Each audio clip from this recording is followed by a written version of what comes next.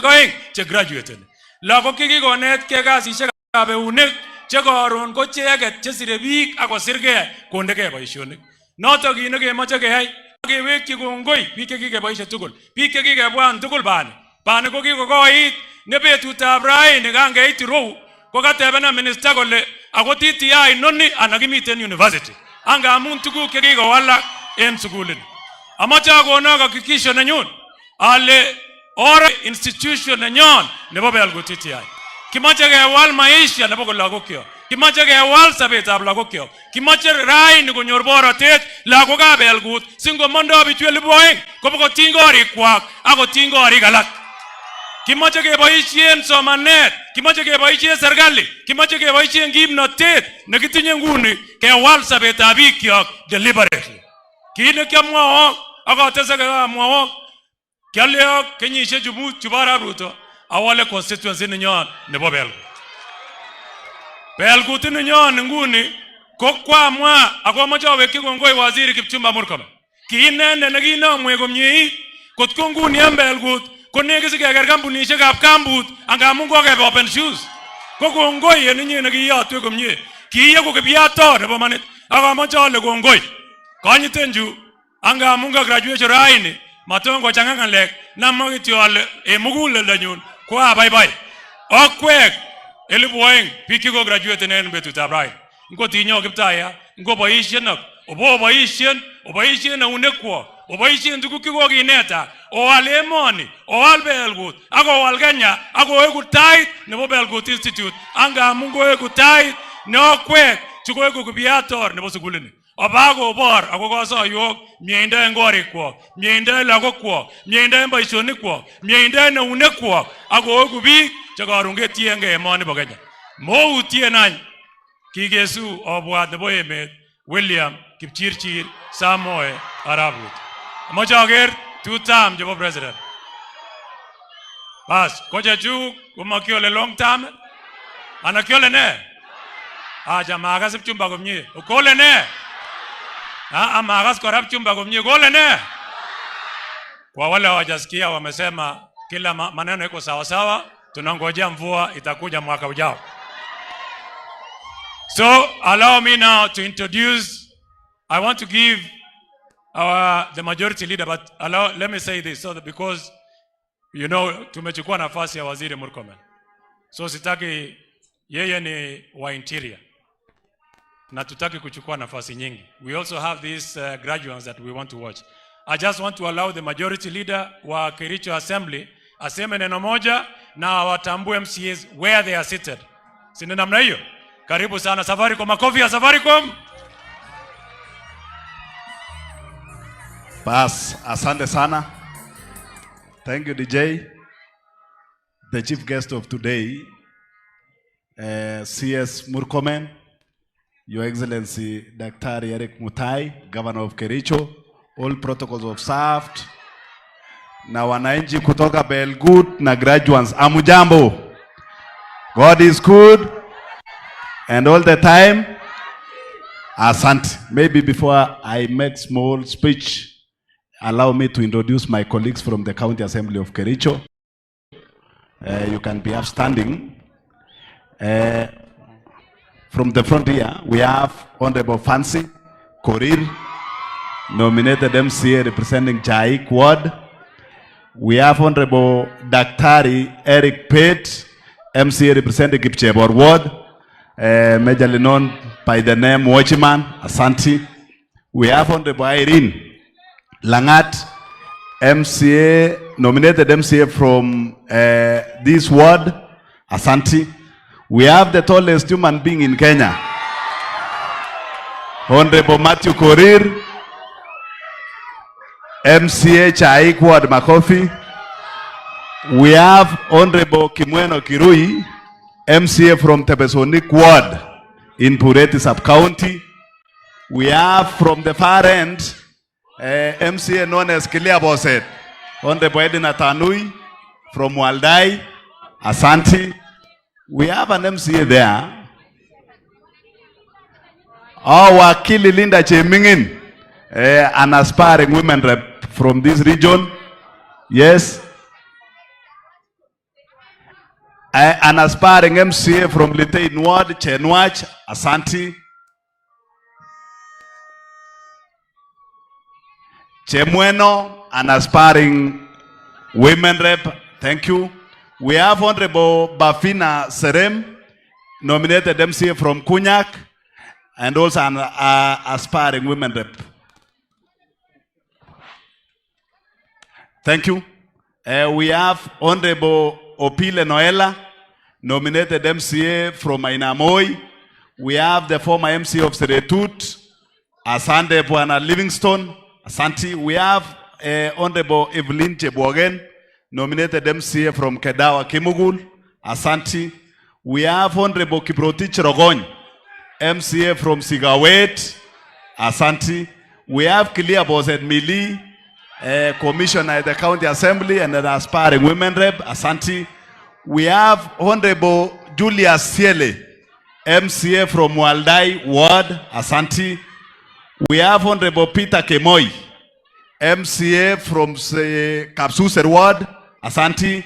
And we have Honorable Dominic Mutai, MCA from Kabianga Ward. Seretet here, Asante.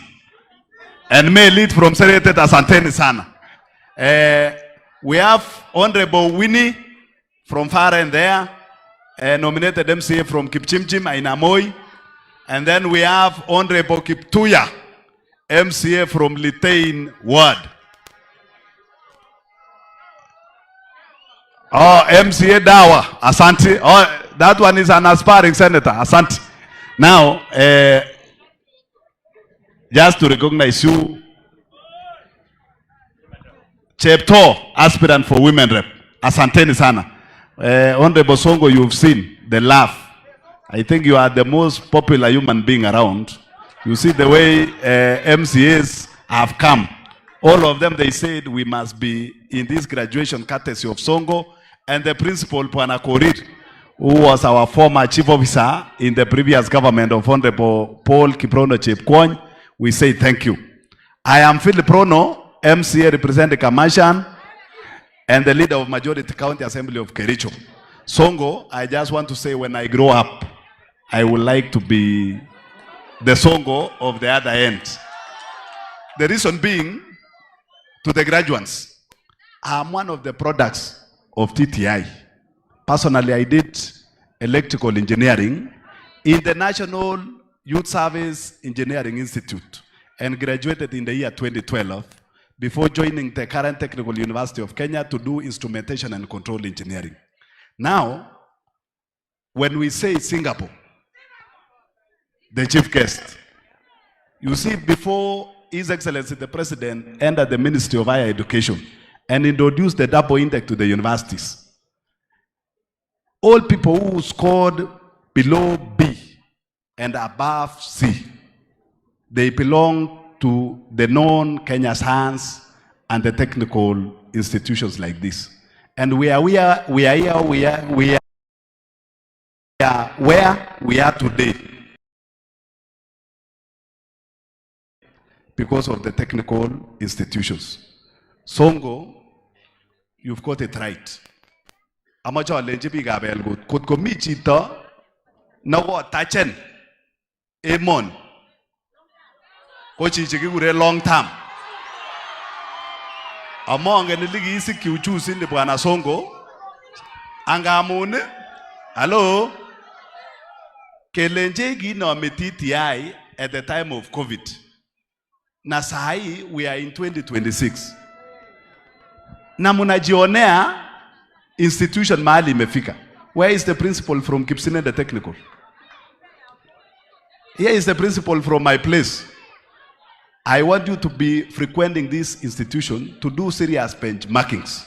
As you pray for me, because I am coming to transform also Kipsine to be like this Belgut. Otherwise, with those few remarks, Belgut mubarikiwe sana, sema amen. Asante sana, thank you. Asante. Kidogo tu. All the aspirants have been identified, I think so. Na wote wanaomba MCA Iko mwenye namba ya MP Belgut kabla sijafungia mtu nje? Okay, sawa. Mumekataa? Oh, ni mimi. Niendelee? Haya, sawa. So, the teachers, so that I can invite my colleague, let me not also forget to pass a message of condolences for the students that we lost in the Tumishi Academy.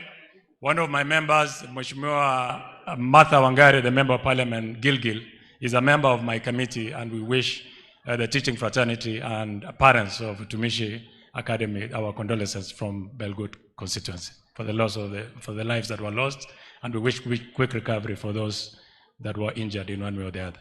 Allow me then to welcome this young formidable Member of Parliament from Chinyalu. He's called Mheshimiwa Fred Ikana.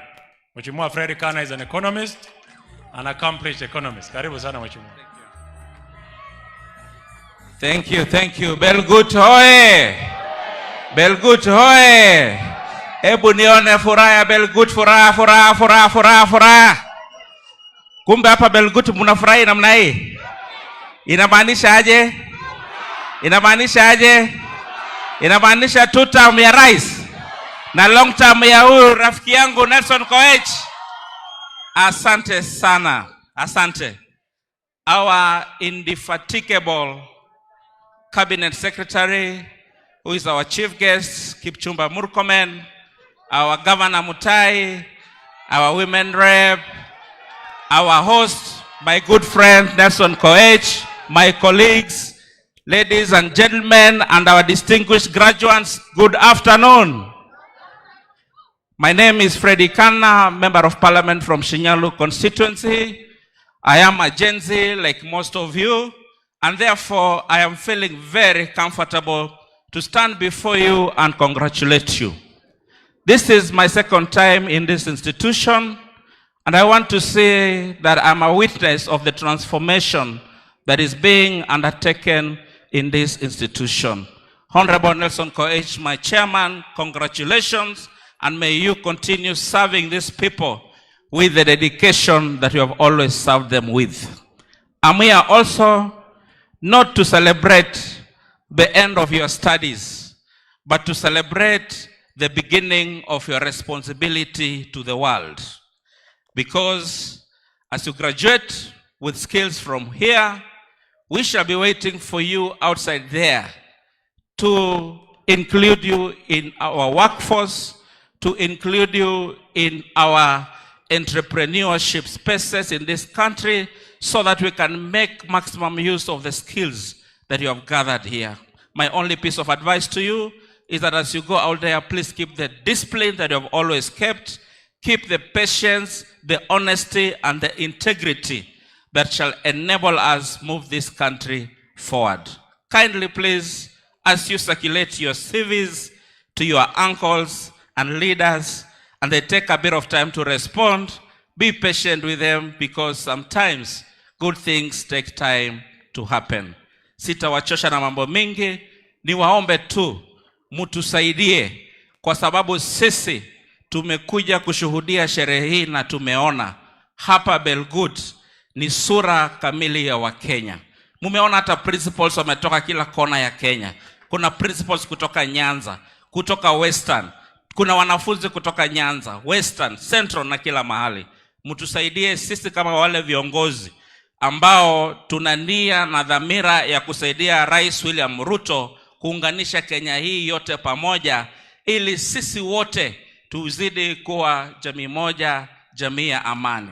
Na kwa majaliwa yake Mwenyezi Mungu, mwaka ujao mwezi wa 8, mtakapokuwa kule nje kama wananchi sasa na sio wanafunzi, mchukue kadi ya kura, mtusaidie safari ya kuhakikisha Rais William Ruto anazidi kuongoza Kenya kwa 2 term. Kwa hayo machache, Kongo imising, God bless you, Nyasaye amulinde. Allow me, before I invite our next speaker, to acknowledge the presence of these 4 aspirants. Harry Rotich, simama tu wave, anaomba MCA rated. Lila, anaomba MCA rated. Reflector ako wapi? Anaomba MCA. Na Judah, anaomba MCA Cheptororiet Seretet pale tuko. Our next speaker is the chairman of ICT. Wangapi wanajua Mheshimiwa KJ? Wangapi wanajua ile show ilikuwa inaitwa Ridiculous? KJ is a member of parliament, Dagoretti constituency, a very brilliant member of parliament, a great debater, and my very good friend and a friend of Belgut constituency. Karibu sana Mheshimiwa. Ati ya Sonko umesema ni long term. Nataka nisikie ya Sonko ngapi? Ya Mheshimiwa Rais ngapi? Naona wamama wa UDA na wazazi and my graduates, nauliza ya Mheshimiwa Rais ni ngapi? Our chief guest, Waziri Onesmus Kipchumba,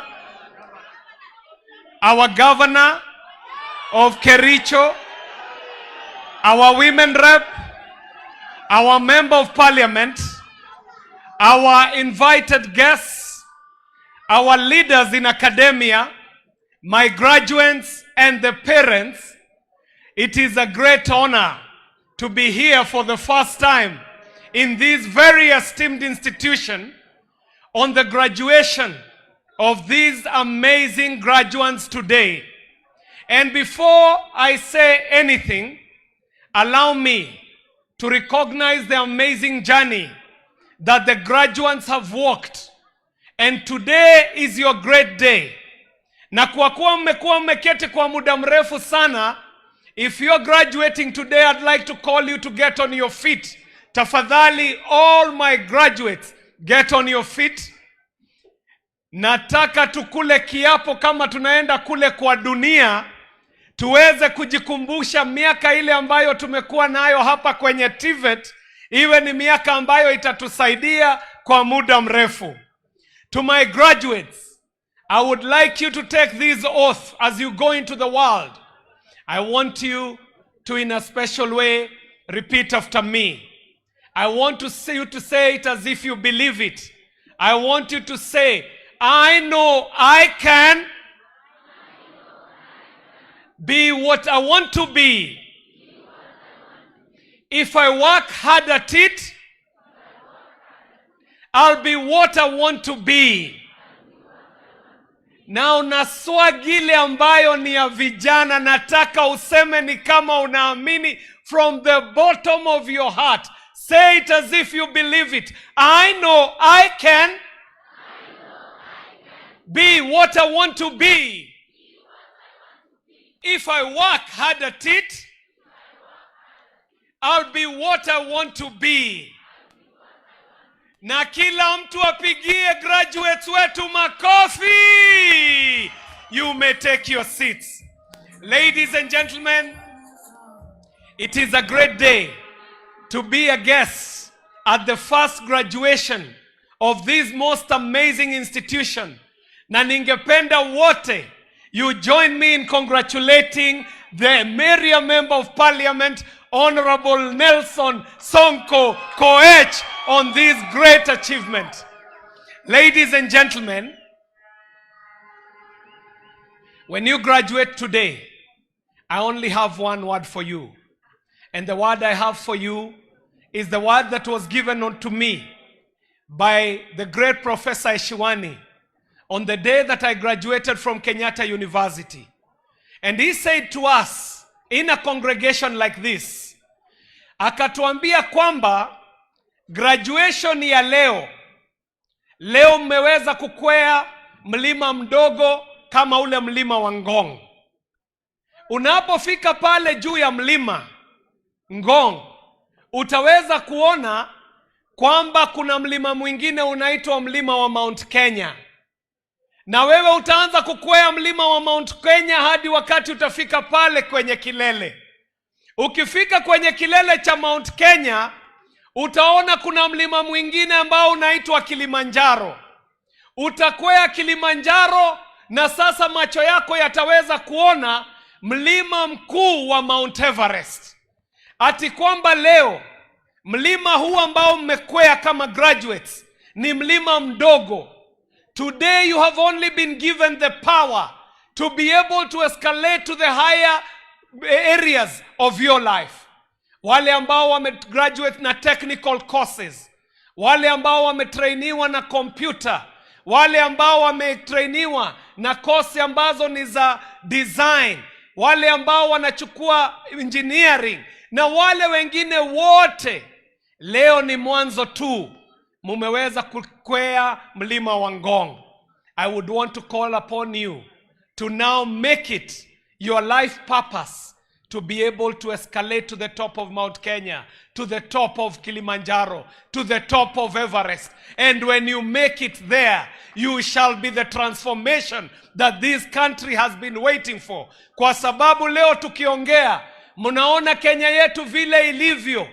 Mheshimiwa Rais anapopambana kujenga nchi yetu, kuijenga upya, ametueleza kwamba training ile ambayo nchi yetu inahitaji ni training ya technical training. Ati nyinyi ndio ambao mutatusaidia kwa hii Vision 2030.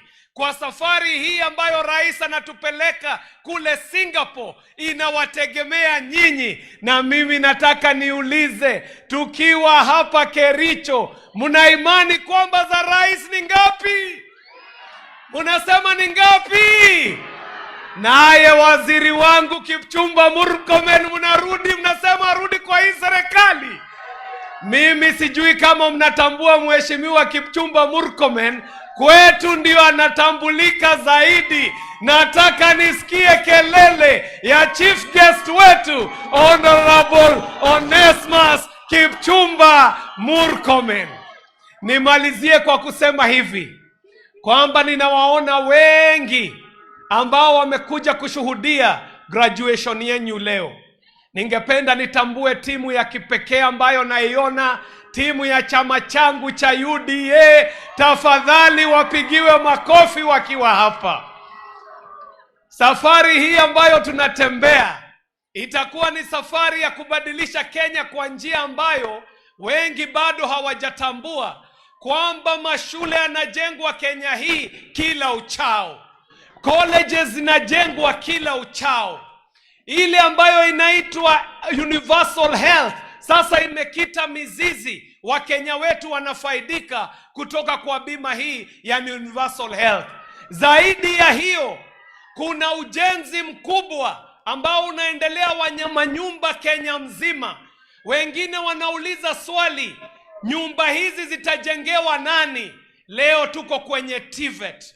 And each and every graduate graduating here today is a candidate to move from their father's house, from their mother's house, aende apate nyumba. Na kwa sababu Kenya yetu haijajenga manyumba tangia mwaka wa 1963, imekuwa ni jukumu kubwa sana ya Mheshimiwa Rais kuhakikisha that the next generation shall not suffer the way our generation suffered.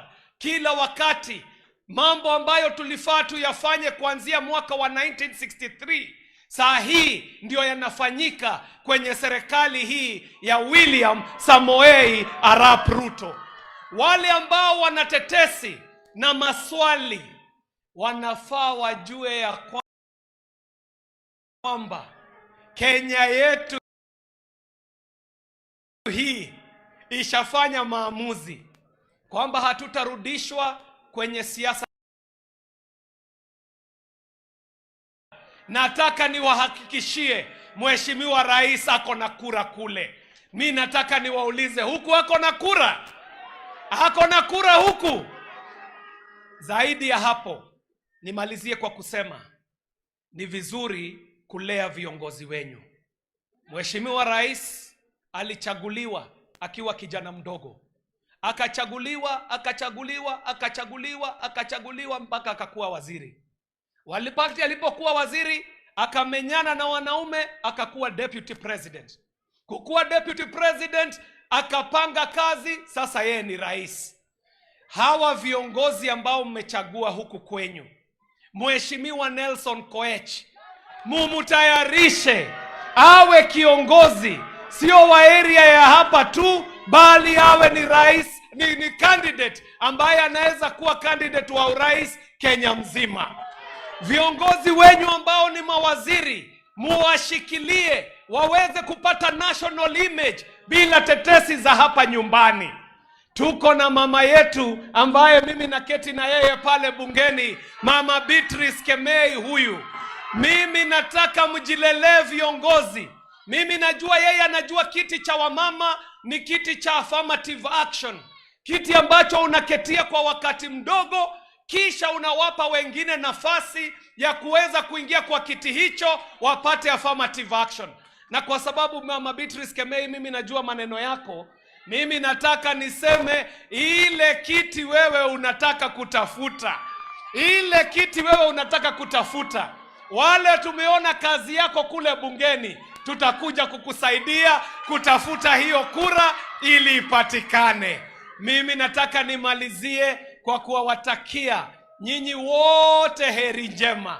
Wale ambao mmegraduate leo, musimalize kosi yenyu kama hamjatembea kwetu Dagoreti. Muje mjionee graduates wengine wa kutoka PC Kinyanjui Technical, kwa sababu wanasema yule ambaye hatembei anafikiria mama yake peke yake ndio anajua kupika. Nelson Koech, congratulations for an amazing job that you have done in Belgut, for bringing up such an esteemed institution. Na mimi ningependa kumalizia hapo kwa kuwatakia wakati mwema, na Mungu azidi kuwabariki kwa jina la Baba na la Mwana na la Roho Mtakatifu. Majina yangu ni John KJ Kiarie, mjumbe wa Dagoreti South Constituency kule Nairobi, na mimi ndio ninasimama na rais kwenye kona hiyo hapo chini ya milima ya Ngong Hills. Asanteni sana na mzidi kubarikiwa. Pigia tena makofi Mheshimiwa KJ. Na kwa sababu umechukua muda, ameniambia atapanga wale wa mama wa UDA Brigade. So sasa wacha nichukue nafasi hii. We are almost finishing our chief guest. We only have 2 more speakers and I have asked them to keep their speeches short. And our next one is our beautiful, the one and only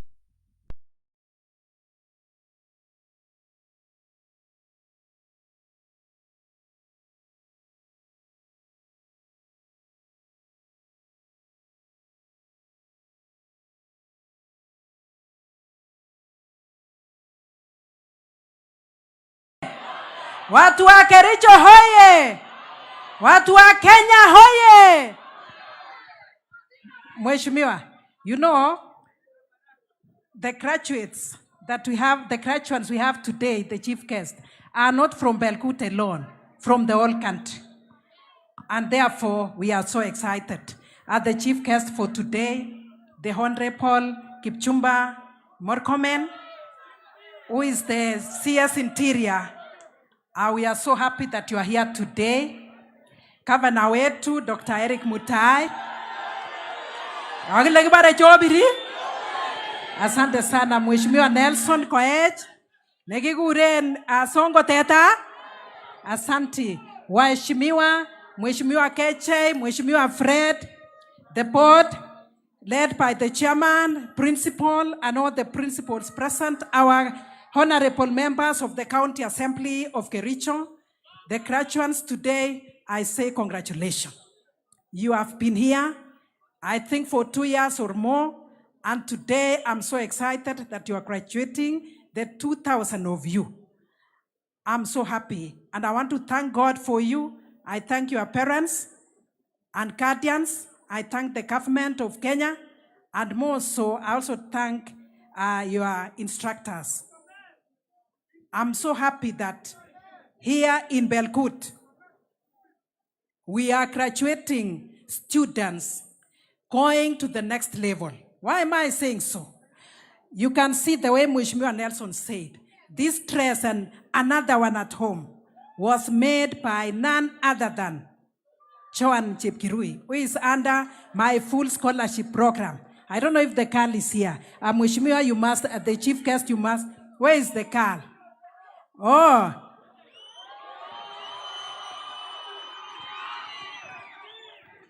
can see the dress. It is better than those others in the streets.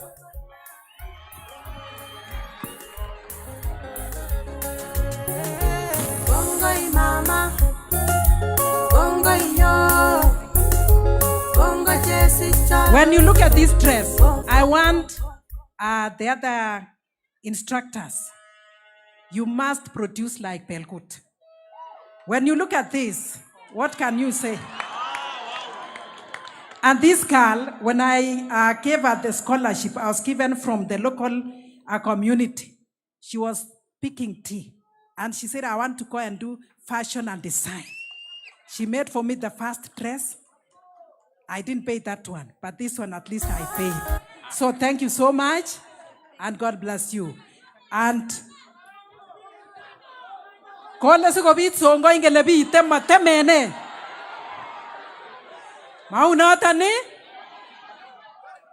also want to add this, nikimalizia.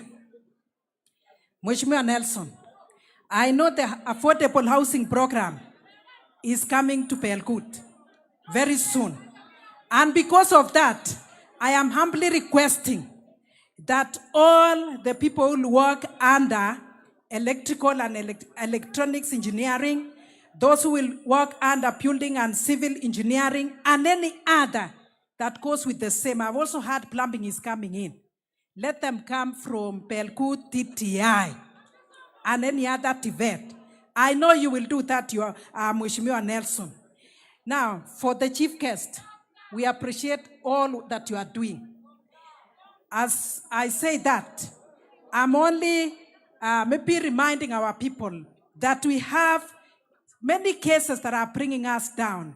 The cases of femicide. Here in Kericho, for the last 6 months, we have 12 cases of femicide. And out of that, the latest was last week of a lady called Milka from Murkomen. And out of that, our chief guest, we have 248 cases that is under sexual and gender-based violence the last 6 months. And this is caused by drug abuse, alcoholism, and even cases of technology that is failing our children. I want to ask our men, please don't kill our women. Please don't kill them. And I ask the women, please take care of these, your husbands, if you are married. And if you are in an affair, please get out of this love triangle. And be always truthful. And I know the chief guest has problems with this. In the National Assembly, you're aware, Mheshimiwa, I've always been coming in with cases. What is happening here in Kericho?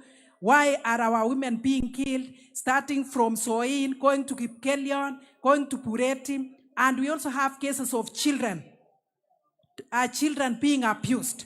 Today, may I speak here? As we celebrate the graduation, may we end those cases, because it is bringing us down in our county, and it is bringing us down in our constituencies. And through your administration, the chiefs and the village elders, I want to appreciate you, the chief guest, because the last time I came with a case of a village elder who was killed, at least you've taken action, though we have not reached a conclusion. I know you have an authority, and whatever directive you give to the chiefs and the administration, our village managers will be taken care of. I want to add this before I conclude. I want to bless you, graduates, today. As you go out, go and succeed. As you go out, go and look forward. Move to the next level. I know from here we are going to Singapore. From here you've already started going to Singapore. And because of that, as a mother of this county, I am the county MP. I am blessing you. This is one of the greatest graduations that I've attended in the recent past for the TVET. Yesterday we were in prayers, national prayer breakfast, and the president pronounced himself. And I want to let all of us know. The president said 2027 is in the hands of God. 2027 is in the hands of God. And he said we pray for the country. And I stand here asking all of us to pray for the country. And as we pray for the country, I know here we are saying 2 terms for the president. And not only here, the whole country is saying 2 terms for the president. He has put so much in terms of education, in terms of technical, in terms of agriculture, in terms of housing projects, in terms of health and everything else. So because of that, we pray for the president, and I want to let the opposition know. The president pronounced himself and said whoever will win, he has no issue. Which even me, I know those who will not win, but I know the one who will win. I know the one who will win. And that is His Excellency Dr. William Samoei Ruto. Wapi 2 term ya rais? Graduates, you are voters. So can I see 2 term ya rais? Thank you very much. Thank you for Governor wetu. I know you are supporting us. Tuko pamoja, tusaidiane. For the principal of this institution, I have students I support in full scholarship program. Today I've come with checks, water and 74,000. Last week I came with others. So uchue tuko pamoja and more close to come in. And then this great man. Ingelebi ga Belgut mi tuguk chimonge. Abaga chamwa wako. Chamwan 1 minute. Honge songo teta man. Honge ni mani. Honge ne Belgutis. Songe ne mbunge. Songe ne nganya. Kero. Ya moger songe en ground. Na ole kakur neo. Ngalekab intelligence ko nendet. Uangi kapage train empesyo en bitonin kora en America kotokotesi knowledge nebo intelligence. Ngalekab yani bichon chombo kitambaok cheechen. Oribe songo? Amager long time nebo songo. Amu metinye competitor itoretech iribech ak echek. Ako songo ni mabo Belgut, amabo Kericho, pa Kenya. Ni bare gas kekur koba oli. So tunakuombea, tunakusupport. Siketar chomi ground. You know what I'm saying, Chief Guest, let me finish this. Honorable Songo has been supporting me in the housing projects for vulnerable families. He's done in Belgut 5. While I've done in Belgut 3 because I have to do the whole county. Yeye achasema hii sio kazi yangu, but he understands who vulnerable are and those who are supposed to be supported. I thank you, Mheshimiwa Nelson Koech, and I pray that the Lord will lift you to the next level. Mheshimiwa Cheres, I'm calling you Mheshimiwa. Tulisoma na yeye university, tulikuwa na yeye kwa Christian Union. Naona is leading you. Thank you for our friends who have come to join us. May the Lord bless you.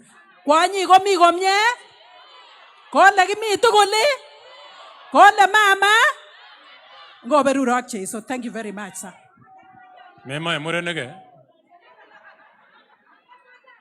No, I'm just kidding. So our chief guest, we are almost at the tail end. Allow me to invite someone who has a statement from the PS TVET. She will be represented by Director Quality Assurance, Dr. Obwara. Mpigeni makofi Dr. Obwara. Asante. Okay.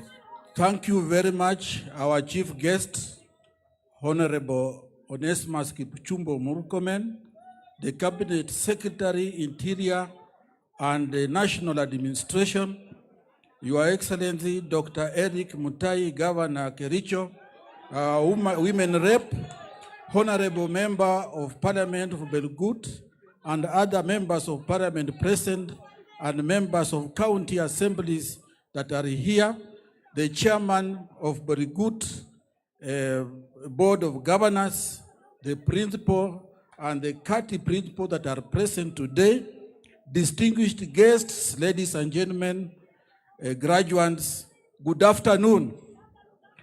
On behalf of the Principal Secretary, State Department of Tibet, I am honored and grateful to congratulate and celebrate the 2,100 skilled graduates at this momentous inaugural graduation ceremony of Belgut Technical Training Institute. This is an important milestone in the lives of our graduates, the institution, and our great country at large. I am delighted to join you all on this special occasion. From the State Department for Technical and Vocational Education and Training, I'll bring you a message of goodwill and heartfelt congratulations. Your hard-earned success demanded discipline, hands-on engagement, consistency, and innovative thinking, and you gave it all yourself. To Belgut TTI, you are young, but not small. I have seen you grow, stabilize, and excel in the provision of quality, industry-responsive, and innovative training and research.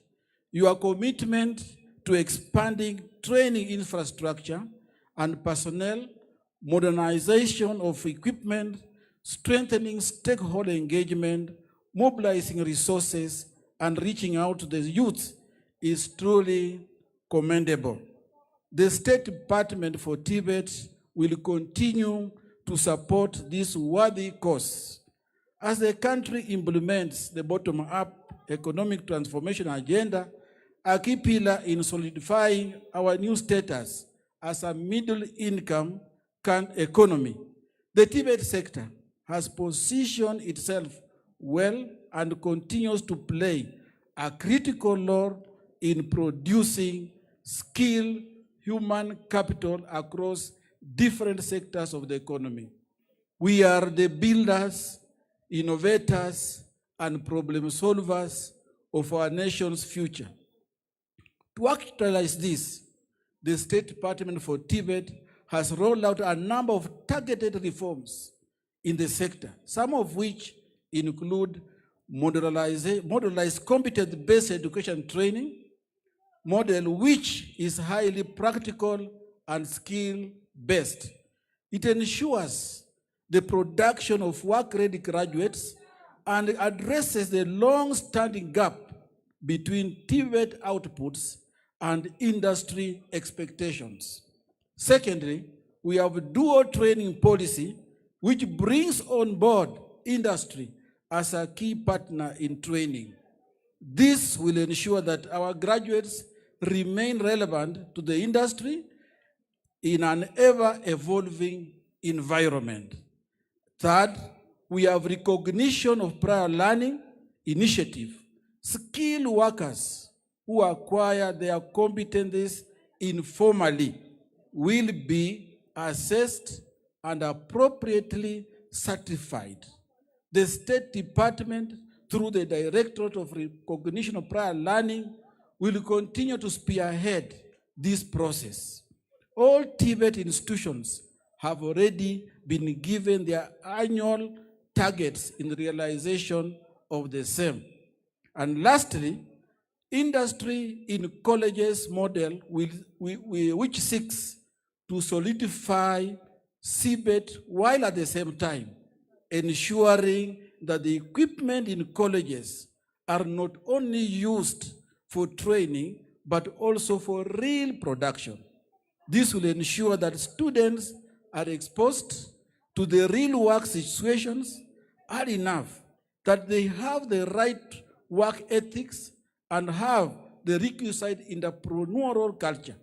This model is also intended to enhance sustainability in Tibet by having most of the furniture, repairs, fittings, and fixtures being produced internally instead of being produced externally.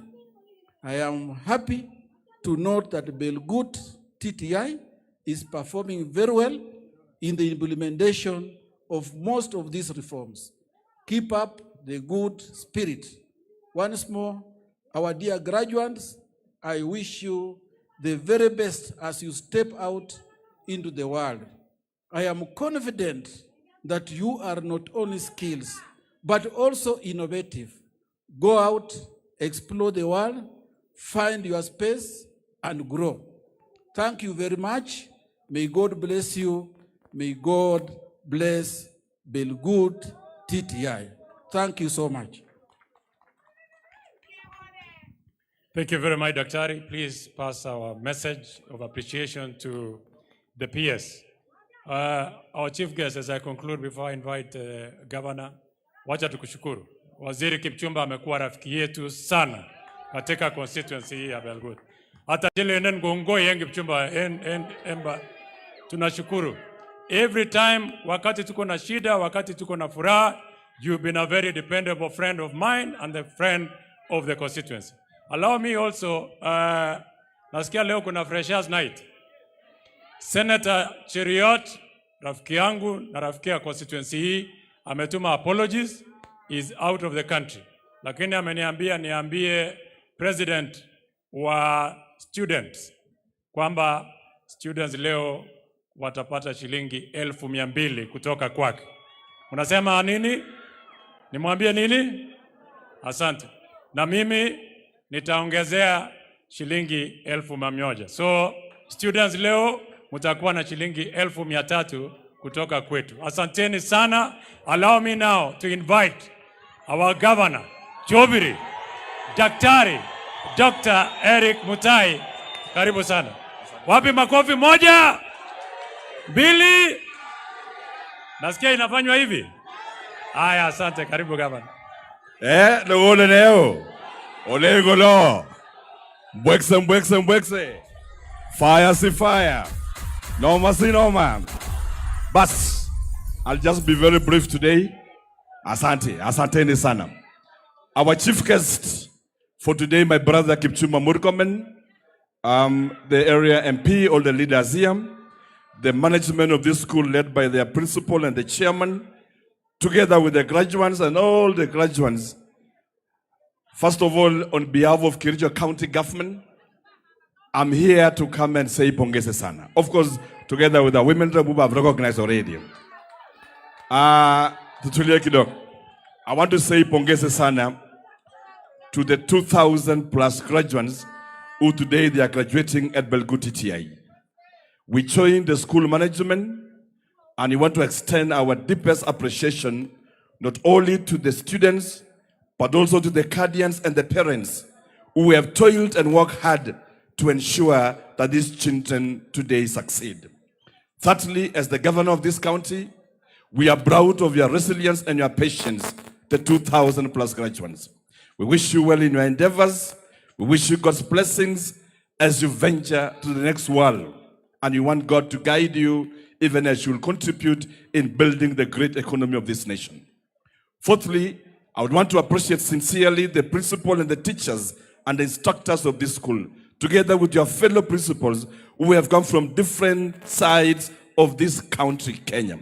The work we are doing, you are doing in your individual debates is recognizable. And we are happy that you are fulfilling the agenda of our president, which is that of bottom-up, because TFET and FTCs represents the bottom-up agenda of the president. Nataka niseme pongeze sana, not only from me, but also from the Council of Governors, where I sit as the chair of education. Pongeze sana. Fifthly, to the graduates, I have few observations to make.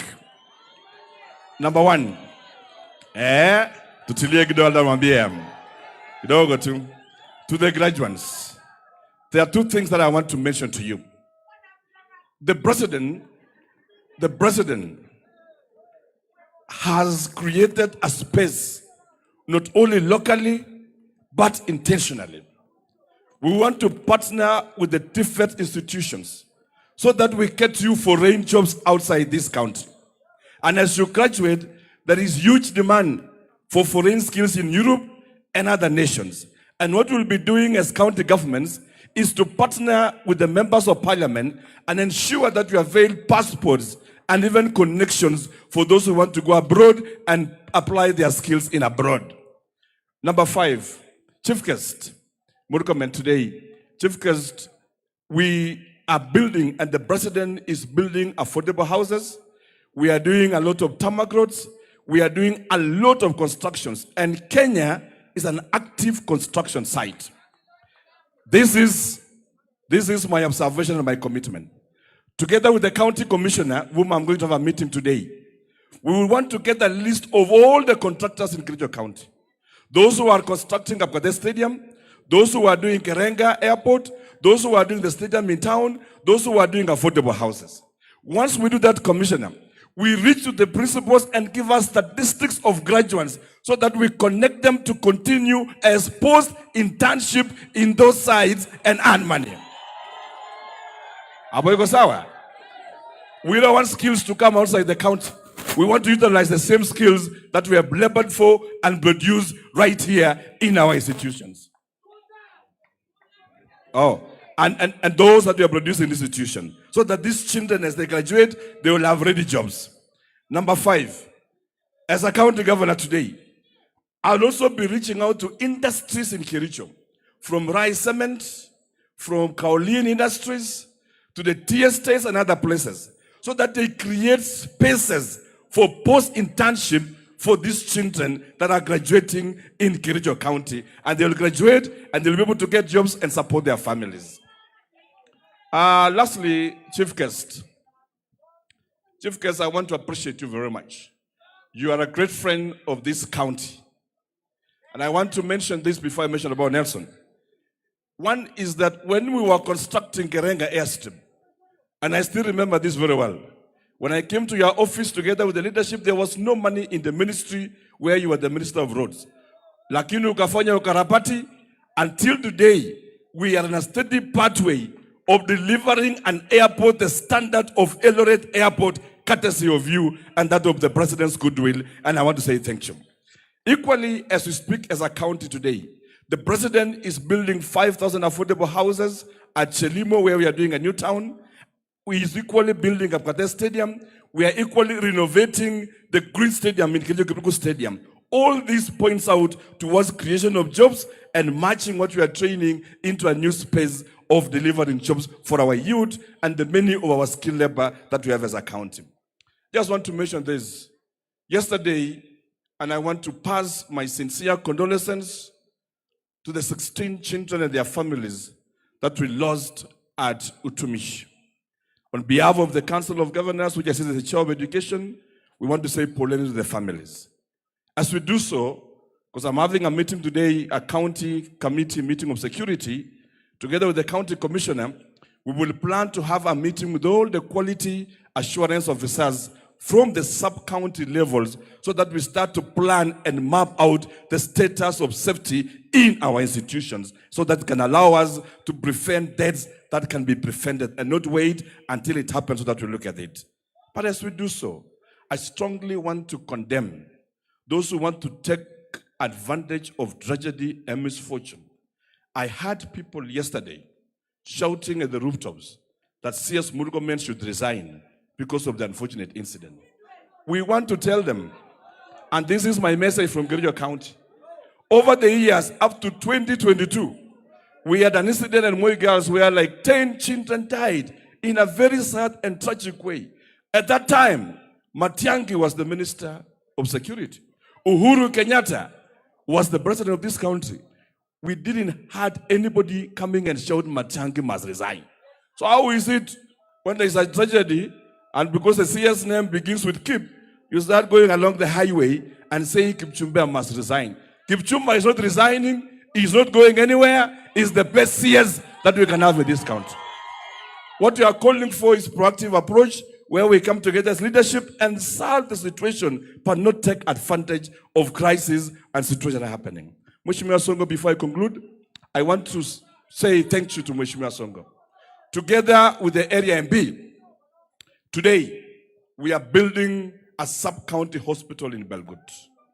For the first time in history, we are going to have a level 4 hospital, so short level 4 hospital, the size of Kapkatet and the size of Sigawait, because of the partnership we have with Nelson Koech.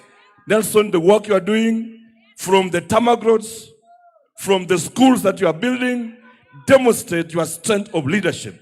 And as your governor, I must confess that I'm so proud of your leadership. You are worth being emulated. We wish you well, our brother, and we pray that the Lord shall continue to protect you as you partner together with the county government of Kericho. Ra, koko tuya chobria kiasang. Kigole jog paibut, kumama chengereza paibut. Makilenji paibut, can I connect you pipe? Kigu take the paibut keleji, age rob, kotuya pe. Raget ya jobri, age tiya nga.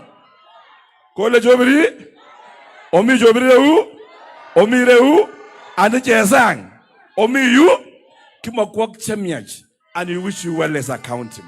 Lipuchi, ogona 2 times jaba rais na yano. Women like to our UDA, wabi 2 times ya rais yetu. Goro 2 times jaba rais. Aniso ngogole ine. Aniso ngogole ine. Andika wana Kericho. Goro jaba jobri yo. Kwa heshima tusimame as we welcome our chief guest to come and address the congregation. Thank you so much. Before the chief guest come, hata mimi wanafunzi nitawapanga na 200,000 on top of what Mheshimiwa Songo amepeana. Alama makaunti 100,000. Asante sana. Karibu sana.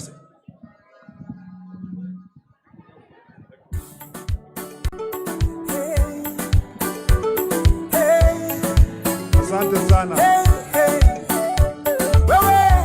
Aya, asante sana.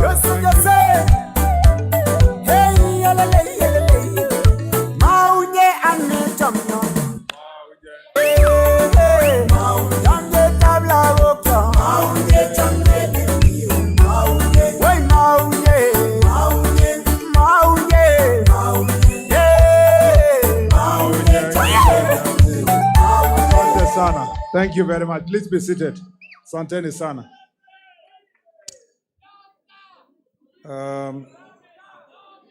Dr. Eric Mutai, the governor of Kericho County, Honorable Nelson Koech, my friend, and the MP of Belgut, Mheshimiwa Women Rep wetu, Mrs. Kemei, Mheshimiwa Fred Ikana, Mheshimiwa KJ, waheshimiwa MCS wenye wako hapa wakiongozwa na majority leader, the chair of this great institution, Belgut TTI, the various principals from all the colleges and their representatives across the country, our parents, graduates, students, distinguished guests, ladies and gentlemen, good afternoon.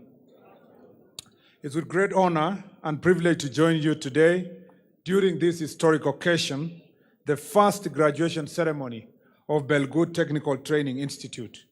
This ceremony marks an important milestone, not only for the graduates, but also for the growth and development of this institution as it begins building its legacy in technical and vocational education. The growth of this institution has been remarkable. You owe this to the visionary leadership of Honorable Nelson Koech, the management, and the support of the national government. And I want to say, truly, we want to thank you, Mheshimiwa Koech, Sonko, for the visionary leadership, your commitment to the people, your humility in service, and your focus and forthright in pursuing development in Belgut and in our country. I'm very proud of you, my friend, and I want to say congratulations. The great infrastructure, a student populations numbering of 800,000, an expansion of 3 campuses, all in a span of 6 to 7 years, are nothing short of extraordinary. This is one of the standout examples of what the national government Constituency Development Fund has done in our country. Allow me to sincerely congratulate the management, the Board of Governors, the staff, and the parents, the sponsors, and most importantly, the graduates, on achieving this remarkable milestone. Your success has been built on sacrifice, discipline, resilience, and determination. Many of you faced challenges along the way, yet you remained focused on your goals. Today, your hard work has paid off, and you are now stand ready to begin the next chapter of your lives. Ladies and gentlemen, We are living in a rapidly changing world, shaped by technology and innovation, artificial intelligence, automation, and digital transformation. Across the globe, industries are evolving, and the demand for practical skills and technical competence continues to grow. Employers today are looking beyond academic qualifications and placing greater value on creativity, adaptability, problem-solving ability, and hands-on expertise. This is why technical and vocational education and training has become one of the most important pillars of economic transformation worldwide. Countries that achieved industrial success invested heavily in skills development because they understood that sustainable growth depends on a skilled workforce. Kenya is steadily following the same path by prioritizing technical and vocational education and training sector as a driver of industrialization, youth empowerment, and economic growth under the bottom-up economic transformation agenda and Vision 2030. For many years, technical education was unfairly viewed as a second option. Today, that perception has changed because we now understand that skills are the new global currency. The graduates before us today are therefore not mere certificate and diploma holders. They are innovators, creators, and agents of national transformation. That's why you saw even the girl that came here. We are not talking about the theory of what he studied in class. We are seeing our clothes being worn, not by anybody else, by a member of parliament. In fact, when I see what Honorable Keme is wearing, I thought it was a designer imported from abroad. And I want to say that this is homegrown here in Belgut. And I want to say congratulations because we are really seeing agents of national transformation. To the graduates, the world before you is full of opportunities, whether your specialization is engineering, ICT, hospitality, electrical installation, fashion and design, agribusiness, or entrepreneurship. Your skills matter greatly to this nation. Never underestimate your potential. Never allow anyone to define your future by where you started. Some of the world's greatest entrepreneurs and innovators began with simple technical and modest beginnings. The skills you have acquired here can become businesses, industries, enterprises that create jobs and transform communities. Dream boldly, work diligently, and remain committed to excellence, integrity, and continuous learning. It was Steve Jobs who said that, stay hungry, stay foolish. Never reach a stage where you tell yourself, nimeiva. When you think, like KJ said, that you've scaled one hill, you remember there is another mountain. And when you go to this mountain, remember there is another mountain. And that's why when Steve Jobs said, stay hungry, stay foolish, is that the people who are hungry for knowledge will continue growing from one stage to another. But those who feel satisfied will not be able to move on. Those who feel already intelligent enough, who do not want to stay foolish, will not be able to get more knowledge. Be a crucible that is ready to receive more, and therefore continue in your excellence, integrity, and continuous learning. Ladies and gentlemen, I wish to commend the trainers and the staff of Belgut Technical Training Institute for their dedication and commitment to nurturing skills and character. I'm really impressed by the prowess, the agility of your principal, and I was very happy when he took me around. And of course, the board led by the chair. Thank you, Mr. Chair, and the board. Nothing would have been this great without proper leadership. And this, what you see here, is a labor of those who are laboring every day to ensure that there is an institution that is focused, that is able to train, that is able to resource. I want to thank the governor and the women rep and our senator who is not here today, and the leadership of this institution for coming together as leaders who are elected in this county together with the people of this county and the administration here to make sure that this institution becomes a great institution. Congratulations for delivering Belgut TTI, and I believe that in the fullness of time, this place will be even a greater institution. I foresee in a very short time this becoming a national polytechnic or a next national TTI because of the work you have done to grow it. If everybody is sitting here from various TTIs and looking at the numbers, pongeze sana. To our sponsors and development partners, thank you for supporting quality technical education and skills development. Graduates, as you leave this institution today, remember that your skills are not only tools for personal success, but instruments for national development. Kenya needs your innovation, creativity, professionalism, and patriotism. The future of our country will not only be built in offices and boardrooms, but also in workshops, farms, laboratories, construction sites, and innovation hubs by skilled young people like yourselves.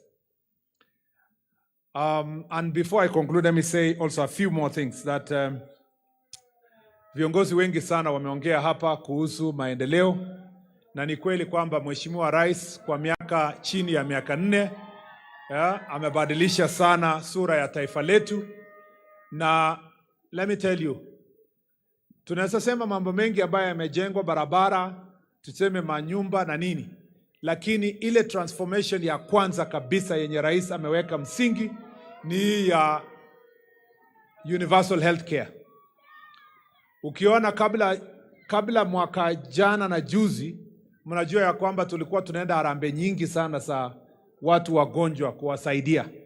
But because of universal health coverage, mwenye rais boldly implemented, this country is moving to have one of the best universal health coverage in the world.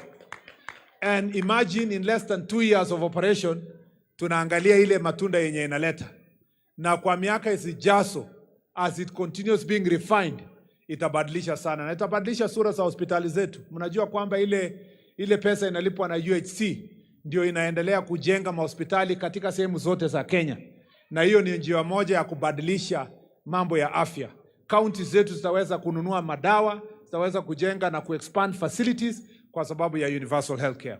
Mnajua rais ameweka kibaumbele mambo ya ujenzi na mambo ya nyumba. Na mnajua sio tu mahali moja, ni kwa Kenya nzima. Kutoka Northeastern to hapa Belgut. Mnajua kwamba kuna manyumba zinajengwa za hapa kwa hii Belgut Technical Institute ambazo zimetangazwa tayari, na tutafanya institutional housing itajengwa hapa kusaidia wanafunzi kuweza kuishi. Tuko pia na manyumba yanajengwa kwa Kabianga University. Hapa kwa police social police station tunajenga manyumba kwa our police officers. We are about to advertise the same so that we can build houses hapo. Unajua zile manyumba ziko town, ziko kila mahali. Unaona markets yenye rais amejenga kila mahali kwa sababu ya ile resources ameweka katika affordable housing. Unajua kwamba mabarabara, mimi niko na testimony kwa sababu tulianza na Mheshimiwa Nelson Koech, tukianza hii barabara ya Kiptome na akakuja kuendeleza na Mheshimiwa Davis, na hiyo kazi inaendelea kujenga mabarabara hapa. Ikiwa pamoja na barabara kubwa sana itajengwa yenye itaanzia hapa Innaugral, iende Mboko Valley, iende mahali inaitwa Lesos, iteremuke mahali inaitwa Kondo, iende huko kwangu pahali inaitwa Flospa, Biretwa, Todd, iende Marich Pass, iende Lodwa, iende mpaka Juba. That will be a big highway yenye itatoka all the way Murwa Dikiru huko ikizunguka hapa ikienda as the next highway for the Republic of Kenya. Ndio mnaambiwa rais akisema tunaenda Singapore. Yes, nilipata mtu mmoja akaniambia mimi nataka kujipanga kuenda safari ya Singapore. Akasema nimtafutie passport. Nikamwambia hiyo safari tunapanga. Tunaleta Singapore hapa Kericho kwa kufungua mabarabara, kuhakikisha kwamba tunajenga institutions, tunafanya mambo ya maji. We want to make sure. Mnaona Mheshimiwa Rais anajenga stadiums Kenya mzima. Mnaona stadium ya Wajir inajengwa. Unajua Mheshimiwa Rais alijenga hii ya town hapa Green Stadium. Hiyo ya Kiblimo Rugut, lakini anataka sasa kuongeza pesa kuexpand. Juzi kabla sijatoka Ministry ya Sports tulitangaza pia stadium mpya ambayo itajengwa Kapkatet ya about 1 billion shillings. Na tayari contractor amekuja site pale. Muko Bomet inajengwa stadium. mumeona stadium Siaya imejengwa, mumeona Homa Bay, mumeona Garissa, mumeona Wajir, hata sehemu ambazo hazijawahi kuwa stadiums before, because this president is intentional in terms of uniting Kenya to make Kenya to become a one country. Nataka niwaambie ya kwamba Mheshimiwa Rais anaendelea kupambana na kazi, nyinyi hamtawachwa nyuma. Wakati anajenga hospitali kubwa, pia hapa Kericho itajengwa hospitali ya Referral ambayo itaweza kubadilisha maisha ya watu katika sehemu hii. Mheshimiwa Governor amesema ule contractor ako kwa pale Karenga, nadhani sasa akifacilitatiwa na pesa ya kutosha ataweza kuleta ile airport ambayo itapeleka hii dunia mbele. Kwa hivyo watu wa Kericho na watu wa Belgut na watu wa Kenya, Mheshimiwa Rais anaweka kipaumbele mambo ya maendeleo. Mimi kutoka wizara yangu ningependa tu kuomba mambo machache. Ya kwanza, wale graduates tulisema kwa hapa, if you want to succeed, discipline will play a critical role in your personal success. Without personal discipline, you will not be able to go far. Na kitu moja nataka niseme ya kwamba, you must also learn saving culture. Usikuwe mtu ukiuza kitu moja, umepata contract moja ya electrician, unaenda dance na kumbu na pesa yote unakula. You must learn quickly mambo ya saving. That saving culture, yenye ukiwa na shilingi 100, umejiambia tayari nita save shilingi 20 ama shilingi 10. Na unaweka invest for future. Wale wako na talents na skills tofauti na waomba sana kwa heshima, you must be able to save. Na kuna wezi kadhaa ambao watakujia pesa yako. Moja wao ni pombe haramu na mambo ya miadarati. Yenye imepoteza watu wengi sana ni drugs and substance abuse. And I want to say that we must, as a country, run away from these vices. Na nimemwambia county commissioner, karibu hii county, lakini utakuwa na kazi kubwa sana kuchunga kuhakikisha kwamba bangi ambayo wakora wanataka kuhusia wanafunzi wetu, ikiwemo wenye wako kwa hii technical college, imemalizwa katika sehemu hizi. Ile pombe haramu ambayo inauzwa kwa sachets ndogo ndogo, tunataka tuhakikishe kwamba kwa Kericho imekwisha. And Mheshimiwa, sasa wewe unakuwa mtu mkubwa sana, county commissioner, you are going to work together, your county security team, to clear drugs and substance abuse na pombe haramu katika county hii. Asante sana bwana county commissioner. Ya pili, ningependa kusema kwamba tuko na mpango ya kuhakikisha kila Mkenya amepata ID yake na kila Mkenya amejiregister kuwa mpiga kura. Tusikue tu watu wenye tunasema sijui mbwekse 2 term, lakini kwa mfuko hakuna silaha yenye unaweza kufanya hiyo decision. Amaja wasoma kupiga Kericho. Kitinye saa hizi, mite saa hizi mobile registration neta sata ngoroni. Nekikoitoi ngalekab IDs. Kitinye biik che nekit 1,200 che mite Kericho, che kikoit kenyisiek 18 koba barak amatinye kibandok. Amache asomok chi tugul neingen ile imiyu ametinye kibandi, ametinye kitambulisho. Amache asomin kitinye saa hizi ofisaek tugul en kila ward en Kericho ini. Kamache asomok chi tugul ibinam ID nengung si inyoru nafas 11 kandoik che imeche 11, lakini also itoret president nenyo ngekimwoe kele 2 term itinye karik eng mufuket nengung si itoretech. Number 8, amache asomok ole eng exercise noto nebo IDs ak registration nebo voters kemeche keib a very keegu deliberate. Kiongozi age tugul nebo koroni nebo county ini kama chi tugul keai mobilization kehakikisha kele kakiregister biik cha kutosha. Eng betusiek 6 che kasirto ko kitinye biik eng Kericho ini 10,000 eng betusiek 6 che kakiregister, lakini kimache kesukuman akoi kenyoru 200,000 che matinye IDs. Alafu mi biik alak che mi yu che kibet IDs chekwak. Amache wanai ole kenam ID mara ya kwanza ko bure. Number 2, ngot kibet kibande nengung anan kiboisie iibchi Susana sikokonin busa kidogo. Amache aleji mami acha iwe inamu that ID netinye Susana mete nyoke konin ID aka bure ama mamite siling netosi ikonu. Kokas? Mumenisikia? Kumwoe kele ID kenam mara ya kwanza ko bure. Kenam iwe nekukure replacement. Yani ko bure. Kama mimi acha ngot kikoite mahali Shylock anan ikochi chitabusa anan ngoilechi kana hiyo nya goni naka goni Murkomen another one free mamitaka kwa raisi na maidi mara ya pili kusiri iwa kwa tabusa ijenga ta ID nikipoteza. Mumeelewana jameni? Tumesema Wakenya wako na haki ya kuchukua ID zao, na wale ambao ID yao imechukuliwa na Shylock ama waliwacha kwa mzee wa busaa ama alifanyia kuchukulia deni, wajana na hiyo. ID is not a legal tender. Come we give you another ID so that uendelee na maisha yako kama Mkenya yoyote ambaye anafaa kufanya kuendelea mbele. Pia nataka niwaambie county commissioner na machiefs wetu wote, saidiana na TVT, saidiana na county government kuhakikisha ya kwamba wale wa Kenya wenye wako tayari na prior learning, wako na skills na wako market huko lakini hawana certificate. Mheshimiwa Rais ameleta ile inakuwa recognition of prior learning. Unaweza kuja hapa Belgut TTI, unasajiliwa na unapewa certificate yako ikionekana kwamba tayari wewe ni plumber, wewe ni electrician na hukupitia shule yoyote. You don't need to come back to school. Unaweza kuja and your skills will be recognized under recognition of prior learning. And I instruct all the chiefs and the assistant chiefs to work together to assist these young people who might have skills out there. Nimeomba kwamba the engineering section hiyo wameomba kwamba they need equipment. We know there are some equipment that His Excellency the President in partnership with President Xi Jinping wa China walikubaliana na zinakuja hivi karibuni. Mimi na mheshimiwa wenu na viongozi wenu pamoja na governor na senator tutaongelesha mheshimiwa rais kuhakikisha tumepewa machines yenye itakuja kwa the engineering and technology sector ya hapo nitapelekea mheshimiwa rais. Kuna pia fedha ambayo rais alisema ministry ita support 20 million ndio kuhakikisha infrastructure ya hii shule. Nitafuatilia kuhakikisha kwamba hiyo imeletwa ndio tuweze tukajenga tusonge mbele. Kwa hivyo ndugu zangu, nawashukuru sana.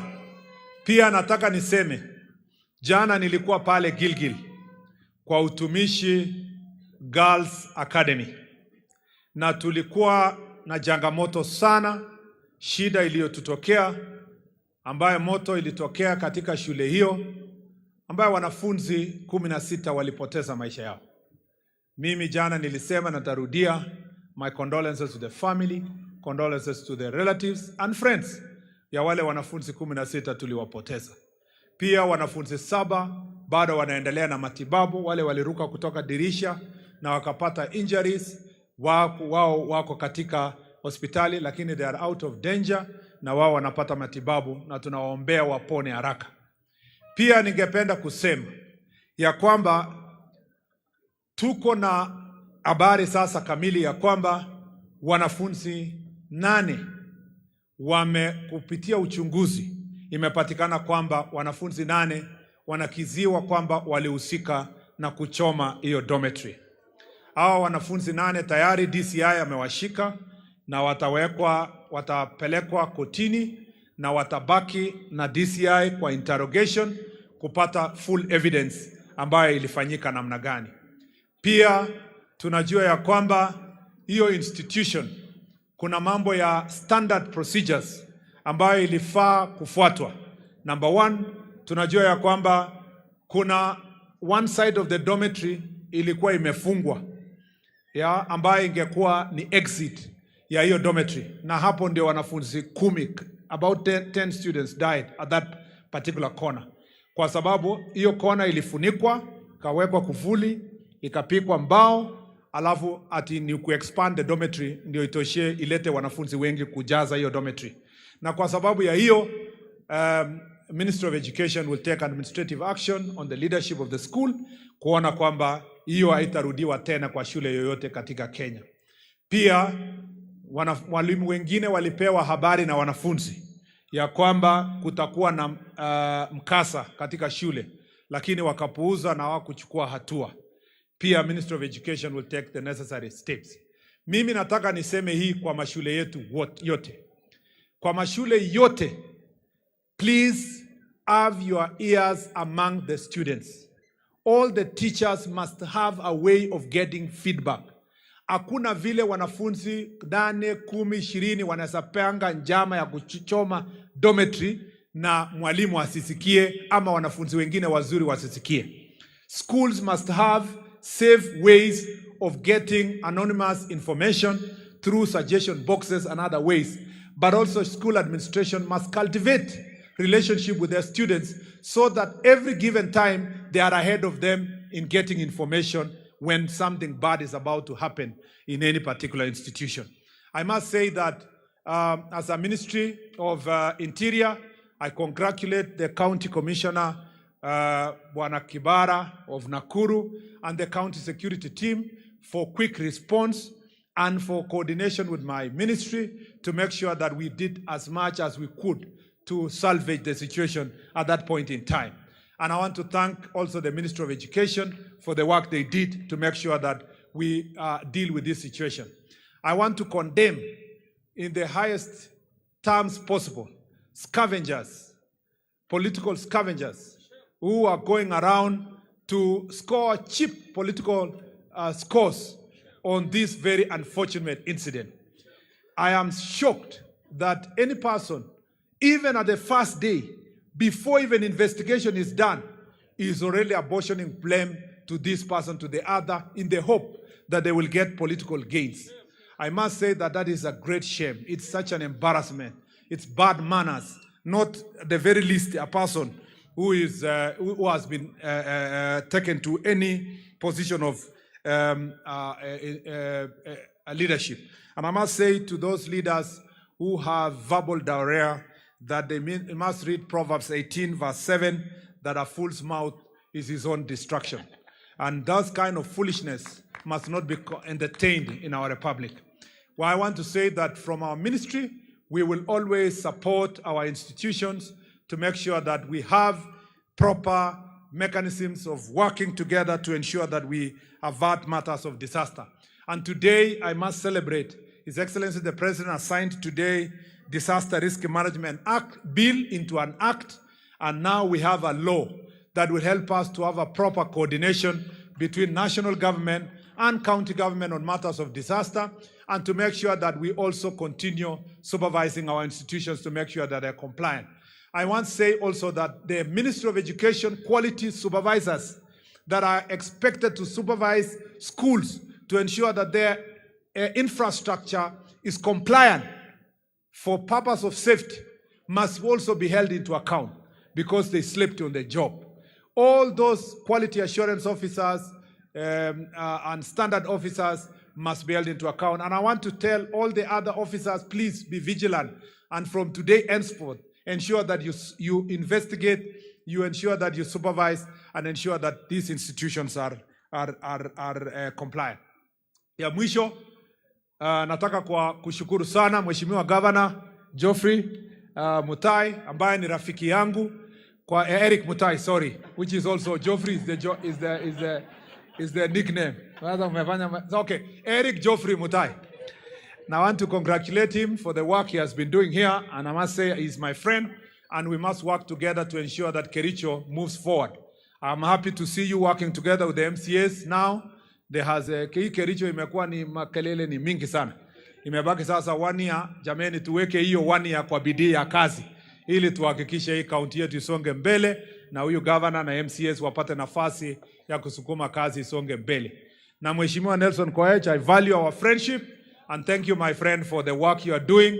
Huyu mbali na kuwa mheshimiwa ni rafiki yangu wa dhati ambaye mimi na familia yangu tunafurahia urafiki wetu. Pia nataka nishukuru Mama County ambaye she is a very hard working lady. Anang'ang'ana sana kwa kazi nzuri anafanya na kumwambia kwamba she has my support as she continues to deliver to the people of this place of Kericho. I want to thank the senator, who is also my friend, for the work he's doing, both here in Kericho and nationally. And I want to congratulate all these leaders for the job they are doing. We want to make sure that we work together. Achamawag bigab Kericho, ki lagogab ngami Kericho amiga anane. Eh? Ngela saa zingine hii akasa ala kole ino kala Kipchumba ko bano kala bo embobut. Yani monge lege abunu embobut. Yani ngianyone kongete embobut akoy aitu yui. Tos ma Jehova le. Ya angako mutu wa Jehova aitu yu. Anya weke le takale abo embobut ananobaka abachi tukul. Mauna ta? Ngoba ishe nchini Kenya ange na la baka. Angami Kericho omika. amali le ni omi yu omugi lagokab surumbet agenge. Anane. So ngemete siasa cho mange cho moti kele ko pono mamite chogle North Rift and South Rift. Rift Valley kwa agenge akebe ka. Ako kasi nekiyoe saa hizi ketoreti president nenyo kemeche kehakikishan kele president nebo Kenya kokonyor nafas kondochi Kenya nenyo eng oret ne kararan kotar kenyisiek chitaman kenyoru kondit ko biikab Kolenjin kengen kele kikitinye kandoindet nyo nekiyachi kasi Kenya akoaiwech kasi eng kayu. Kemeche kenamgei keba kipkutinak. Mameche siasa, ongemete siasa cho kipchotikei. Akele kichenge nyi meche ni ukubwa neuni anan kelia. Mi wakati chebo tukuchoto ama saa hizi ko chi age tugul nekakekwai ko kazi ngung itoret president ak itoret raia konyor maendeleo keboisie serikali nekitinye kotoret biik cho sikemuch kemut ngalekab safari nenyo keba tai. Number 2 amache alechok as I close, I must say that County Commissioner, sorry I forgot, and Mheshimiwa amenikumbusha, those cases of femicide, we need to deal with them. This gender-based violence and women who are being killed in this county and all over the Republic, we need to work together to make sure that children and women are being protected from those beasts that want to destroy their lives. And your work is cut out, and I'm told also there has been increased cases of car theft around this county. It is your responsibility to make sure that as a county security team, you deal with those issues and deal with it with finality. Otherwise, mumesemaje? Nirudi tena? Nirudi shule tena? Sasa mnasema nifanye nini? Sumkate mshanunuliwa. So bado mnataka niongeze kitu? Niongeze kitu kwa mkate? Kwanza nimeambiwa ya kwamba mnataka kuangalia World Cup kwa big screen. Na kuwe na ka public address. Ati Arsenal ni timu kidogo. Yaani mnashinda kikombe moja mnatupigia kelele. Na nyinyi mngekuwa Manchester United si mngetutesa. Sisi tumeshinda mingi na tunajinyamazia tu. Anyway, on a light note, I am told that you need a TV hapa. Na some public address system. So kuongezea yale waheshimiwa walizileta hapa ili administration iweze ikapanga polepole. Walimu wetu wachungwe. Nasikia walimu wengi hapa wanachitolea, they are BOM, ndio wapate kukula kitu kusherekea also. Pamoja na hiyo TV na nini, nitawachia principal wenu 500,000 shillings ndio iongeze kwa hiyo yote, isongeshe iende mbele. Kwa hayo na mengi, Mungu awabariki, Mungu awapatie neema, Mungu awapatie baraka na mpate kazi kwa sehemu zote mtaenda kutafuta. Asanteni sana na Mungu awabariki. Thank you very much. Asante sana. Wapi makofi ya CS wetu Kipchumba Murkomen. Tutasimama tu hapo kidogo, we'll sit down just for a few minutes kwa sababu lazima tupe our certificates. You may sit our principals. Let me call upon our deputy. Karibu sana. Asante sana. Thank you so much. Our chief guest, CS Honorable Onesmus Kipchumba Murkomen. Thank you so much for finding time to grace this occasion. I want your name will feature greatly. I know you are a very busy schedule, but you found time to grace this occasion. With all the other guests who have accompanied, thank you so much for the wonderful congratulations messages that you have given us. Thank you so much for the encouraging messages that you have given to the graduates. I want to tell you that we are now getting to the very climax of this ceremony. That's one of the presentation of the graduates for the award of various certificates. But I would like to invite one artist, just for 1 minute, to give us an energizer as the Deputy Principal in charge of academics get ready to present the graduates. I want to invite Madam Judy Lagat, please. In the interest of time, I'll just give you some time, just an energizer for us to get into that climax in Kericho. Kericho.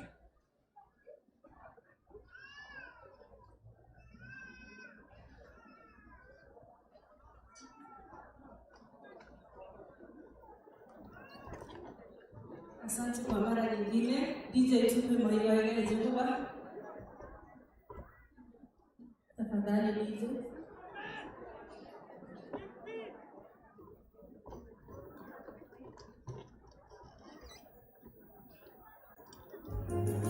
Thank you so much. Thank you so much. Thank you. We are gathered. In the interest of time, I want to invite my brother, Deputy Principal in charge of academics, Mr. Nicholas Cheruyot, to lead us in the next session and make it as brief as possible. That of presentation of candidates.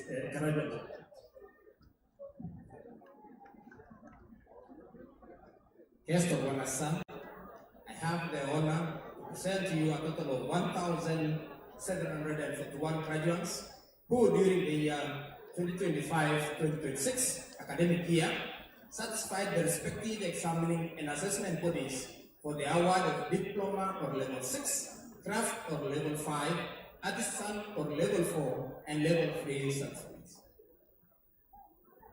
Of these, 1,141 graduates successfully completed various academic and technical training programs offered by the institute, while a special category of 600 trainees successfully completed driver training and have since been licensed by the TSA. Guest of honor, sir, allow me to call upon the heads of the department to present the graduates in the following order: cosmetology, hospitality and institution management, mechanical and automotive.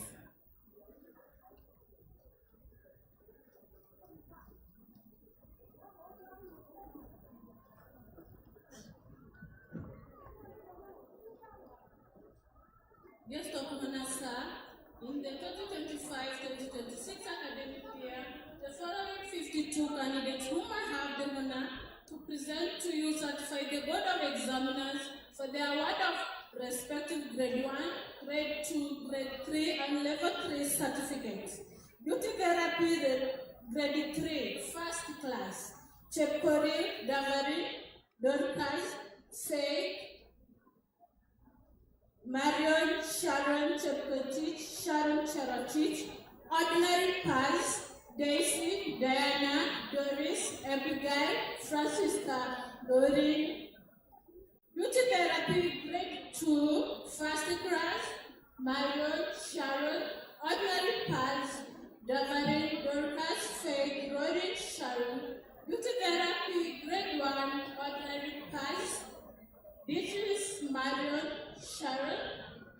Hairdressing, grade 3, Davari, Dorcas, Faye, Mala, Sharon. Ordinary pass, Chekemoy, Chekoria, Daisy, Damaris, Diana, Doris, Faye, Francisca, Joy, Lauren, Pamela, Sharon, Vivida. Hairdressing, grade 2, ordinary pass, Davari, Faye, Joy, Pamela, Sharon, Checkmate, Sharon, Charatich.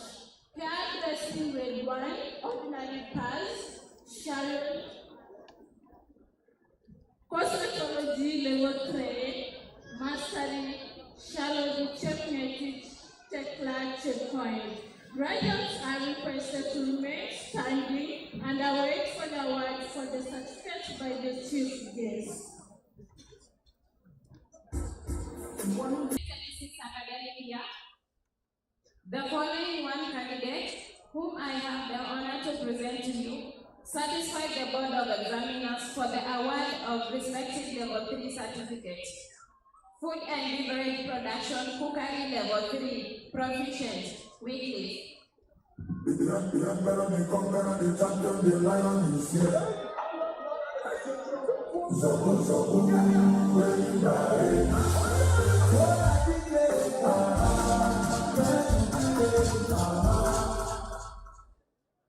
of honor, sir, it is my singular honor to recognize a special category of graduates who have successfully completed the Institute Graduate Training Program. During the 2025-2026 academic year, a total of 600 trainees successfully completed the prescribed training in private course attain the required competence standards and have since been licensed in accordance with the regulatory requirements. Guest of honor, sir, I now respectfully invite you to acknowledge and present the admission to this special cohort of licensed riders. Congratulations.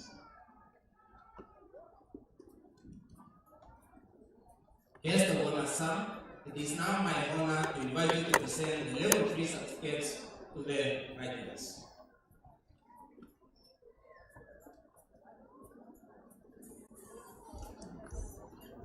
You stand. Stand.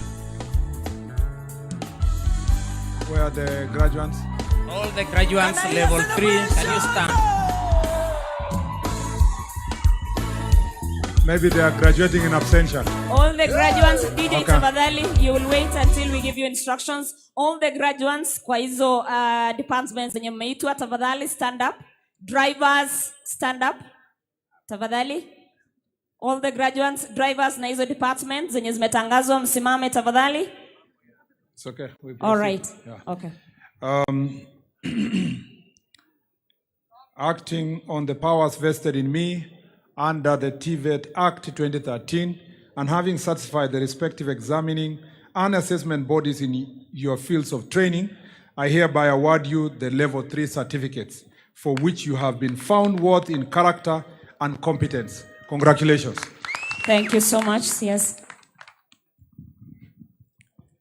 Guest of honor, sir, allow me to call upon heads of department to present the graduates in the following order: agriculture and agribusiness, applied and health sciences, building and civil engineering, business and liberal studies, computing and informatics department, cosmetology, electrical and electronics engineering, fashion design, hospitality and institutional management, mechanical and automotive.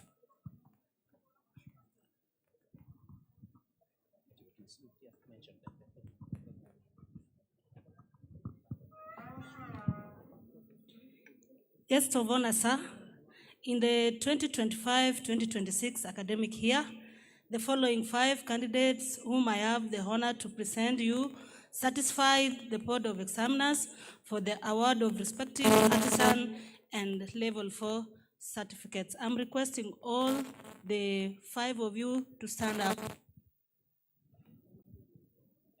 Graduates are requested to remain standing and await the award of the certificates by the chief guest.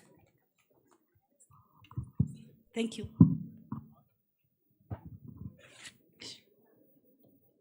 Guest of honor, sir, in the 2025-2026 academic year, the following 6 students whom I have the honor to present to you satisfy the Board of Examiners for the award of respective diplomas, level 6 certificates. I request the graduates to stand.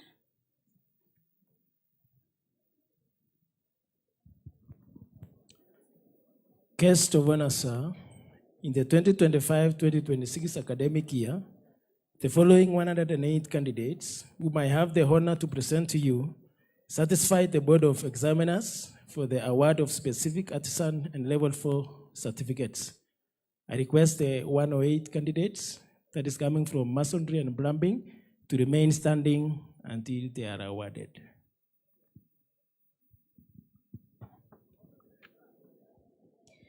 Guest of honor, sir, in the year 2025-2026 academic year, the following for the 3 candidates whom I have the honor to present to you certify the Board of Examiners for the award to respective artisan and level 4 certificates.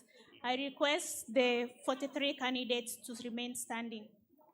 Anyway, if we are, because of time, all the artisans so that it can be awarded by the chief guest. We are in the business and liberal studies. You have the booklet. Kindly stand, all the artisans, because we are not going to read the names. There's Chemgetich, Chep Kemoy, Chep Kuri, Chep Kurir, Chemwen. We are saying all the artisans in the Department of Business and Liberal Studies, kindly stand. Kindly stand. If you are in that Department of Business and Liberal Studies, kindly stand so that you can be awarded the artisan certificate. If your name is there, Artisan, kindly can you stand? In that order, we are moving from one department mentioning block because of time. There is Chemgetich, Chepkemoi, Chepkuri, Chepkurir, all the artisans which they are numbering. Numbering? 43. Can you kindly stand? We are not going to mention the names. And then we move like that.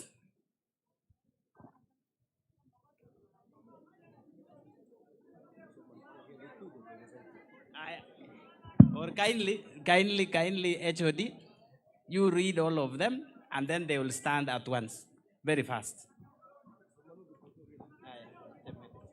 Artisan certificate in storekeeping. Credit, Chepngetich. Pass, Chepkemoi, Chepkirui, Chepkorir, Chepneno, Diana, Doreen, Faith, Joyce, Kiplagat, Kipngeno, Koech, Lynette, Mercy, Ngeno, Obadia, Sharon Chalangat, Sharon Cherono, Yegon. Office Assistant Level 4, Mastery, Brenda, Chalangat. Proficient, Chepkoech, Cherotich, Faith Chepkoech, Faith Chesang, Flossie, Josephine. Competent. Okay, in that order, we move to the next department. Guest of honor, sir, in the 2025-2026 academic year, the following 10 candidates whom I have a honor to present to you satisfied the board of examiners for the award of respective artisan and level 4 certificates. Information Communication Technology level 4, Mastery, Brian Kimtai, Kevin Kimngetich Rono. Proficient, Victor Andanyi. Records and Archive Management level 4, Mastery, Aaron Kimngeno Cheruyot, Brenda Chepkoech Kikwai, Nathan Cheruyot Kemboy. Proficient, Chepkemoi, Faith, Nathan. Competent, Purity, Sheila, Winnie. Graduates are requested to remain standing.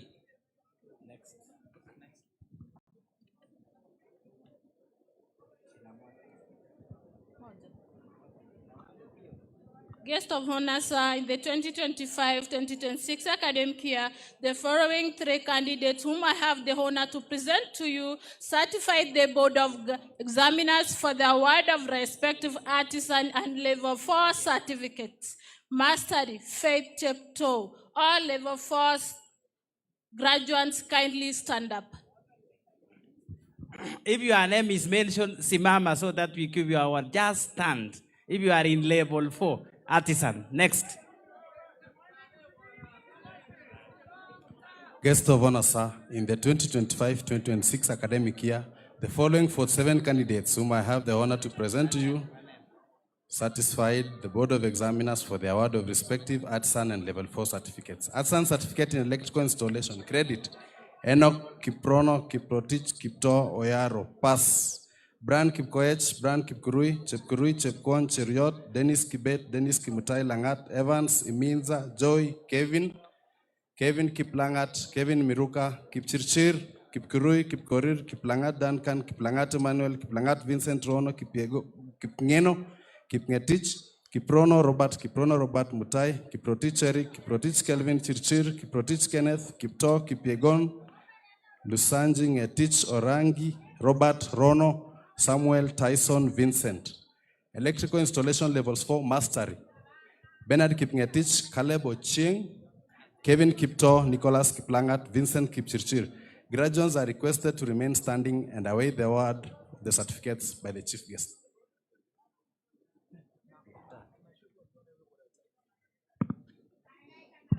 Guest of honor, sir, in the 2025-2026 academic year, the following 50 candidates whom I have the honor to present to you satisfy the board of examiners for the award of respective artisan and level 4 certificates. Fashion design, level 4, mastery. Kindly number 1 to number 9, stand. Mastery, number 1 to number 9, kindly stand. Provisions, number 1 in the booklet to number 10. Artisan certificate in garment making. Credit, Chemutai Josephine. Pass, number 1 to number that.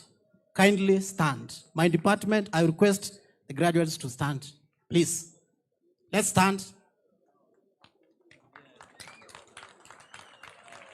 Graduates to remain upstanding. till they are awarded. Thank you.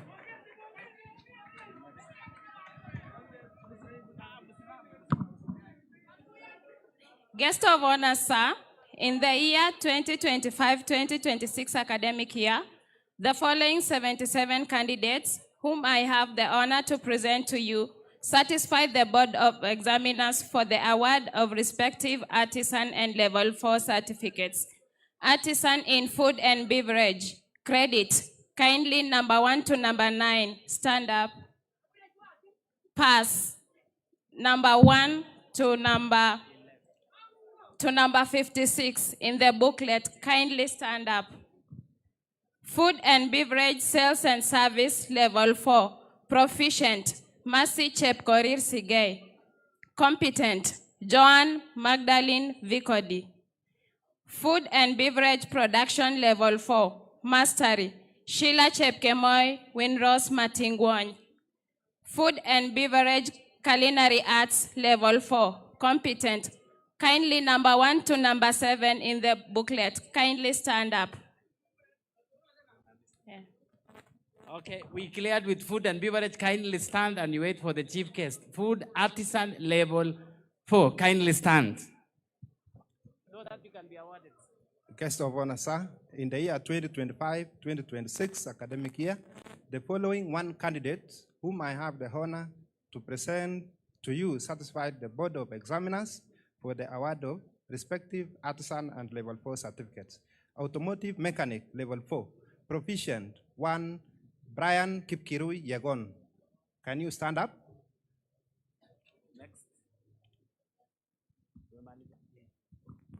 Guest of honor, sir, may I now humbly request you to award the artisan or level 4 certificates to the graduates. All stand. Can you stand? If you are level 4, can you stand? Okay.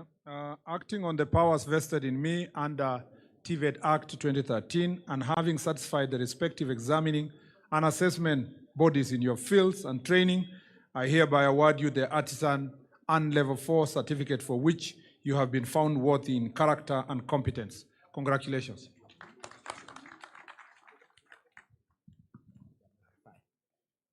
Guest of honor, sir, allow me to call upon the HODs in the same order to present level 5 graduates. Guest of honor, sir, in the 2025-2026 academic year, the following 23 candidates whom I have the honor to present to you satisfied the Board of Examiners for the award of respective craft and level 5 certificates.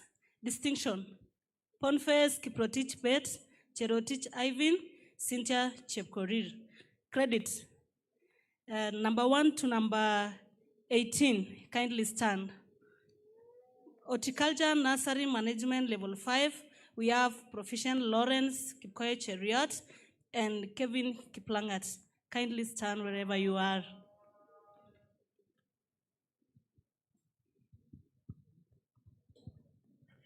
Guest of honor, sir, in the 2025-2026 academic year, the following 90 candidates, whom I have the honor to present to you, satisfied the Board of Examiners for the award of respective craft and level 5 certificates. Craft certificate in building technology, credit from number 1 to 16, kindly stand up. Pass from number 1 to 33, kindly stand up. Craft certificate in plumbing technology, credit from number 1 to 31, kindly stand up. Pass from number 1 to 9, kindly stand up. Plumbing level 5, proficient, Matthew Kibet. Graduates are requested to remain standing until they are awarded.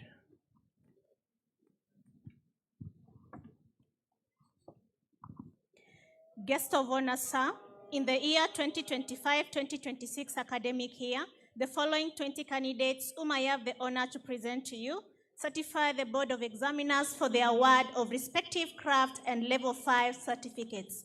Craft certificate in supply chain management, pass. The 6 candidates to remain standing. Craft certificate in secretarial studies, credit, Cherono, pass. We have 4 candidates. You remain standing.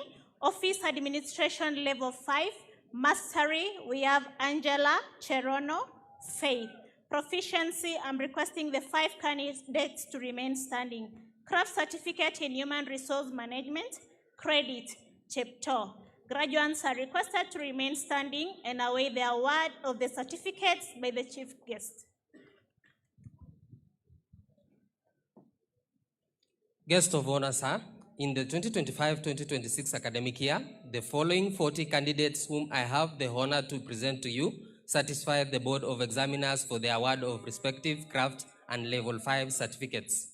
Craft Certificate in Information Technology, credit number 1 to number 4, pass number 1 to number 14, ICT level 5, mastery, Hezekiah Kiprotich.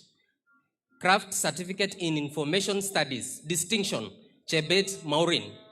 Credit number 1 to number 13, pass number 1 to number 6. Library and Information Science level 5, mastery, Charity Chebet and Charity Cherono. Proficient 1 to number 3. Graduates are requested to remain standing.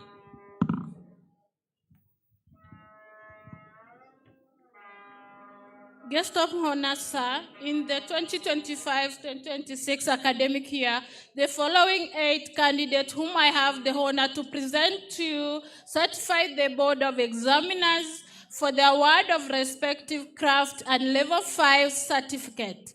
Hairdressing level 5, mastery, Mas Chepkemoi, Karen Chepchirchir, Mas Chepngetich Mutai. Proficient, Ondiekinya Boke Sylvia, Charity. Competent, Masi Janet Masilangat. The graduates are requested to remain standing and await for the award of craft and level 5 certificate by the chief guest. Guest of honor, sir, in the 2025-2026 academic year, the following 54 candidates whom I have the honor to present to you satisfied the Board of Examiners for the award of respective craft and level 5 certificates. Craft certificate in electrical and electronics engineering, power option, credit from number 1 to number 19. Please stand. Pass from number 1 to number 35. Please stand. Graduates are requested to remain standing and await the award of certificates by the chief guest. Guest of honor, sir, in the 2025-2026 academic year, the following 84 candidates whom I have the honor to present to you certify the Board of Examiners for the award of respective craft and level 5 certificates. Craft certificate in fashion design and garment making technology. Distinction, Chelagat Betsy, Wambua Priscilla Mwende. Credits, number 1 to number 52. Stand, kindly stand. Pass, number 1 to number 10 in the booklet, kindly stand. Fashion design, level 5. Mastery, Abigail, Angela, Clara, Cynthia, Diana, Fancy, Gladys, Grasa, Joan. Proficient, number 1 to 8. Competent, number 1 to 3. Kindly, graduates, you are requested to remain standing and await the award of the certificates by the chief guest.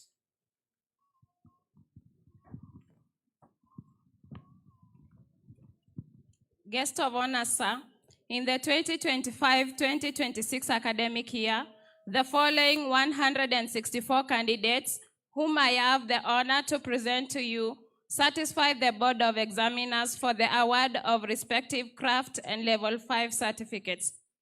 Craft in food and beverage production, sales and service. Credit, number 1 to number 113. Kindly stand up. Pass, number 1 to number 25. Kindly stand up. Craft certificate in catering and accommodation. Credit, Chepngetich. Pass, Chebet. Food and beverage production, culinary arts, level 5.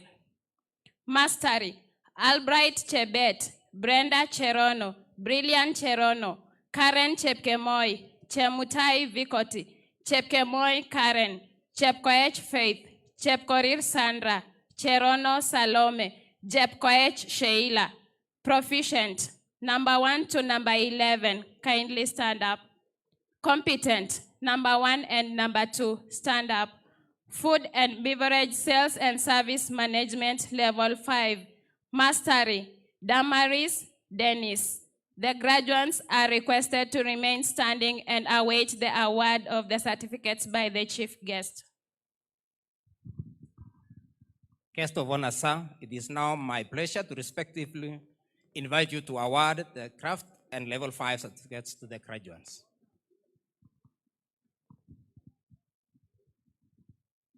Acting on the powers vested in me under TVET Act 2013, and having satisfied respective examining and assessment bodies in your fields and training, I hereby award you the craft and level 5 certificate for which you have been found worth in character and competence. Congratulations.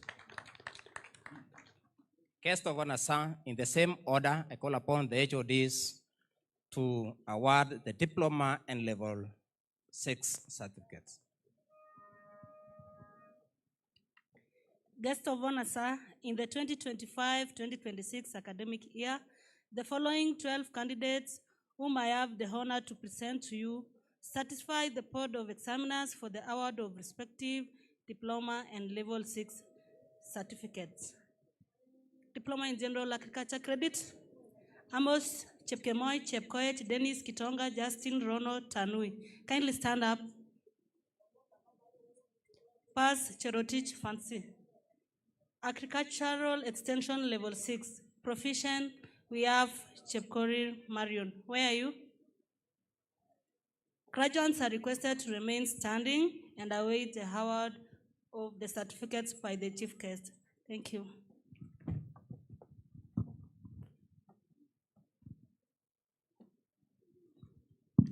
Guest of honor, sir, in the 2025-2026 academic year, the following 6 candidates whom I have the honor to present to you satisfy the board of examiners for the award of respective diplomas, level 6 certificates. Diploma in Applied Biology, credit Titus Mutai Rono, please stand. Pass Cheroti Dorcas, Kipngetich Nelson, Marceline Tepto, Ruto Teptichir Valentine. Level 6 Science Laboratory Technology Proficiency, Enoch Kibiegon. Graduates are requested to remain standing and await the award of the certificates by the chief guest.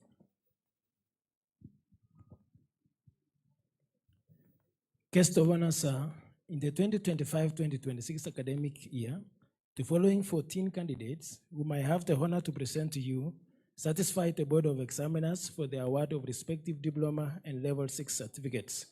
Diploma in Civil Engineering, pass from number 1 to number 4. Kindly stand up.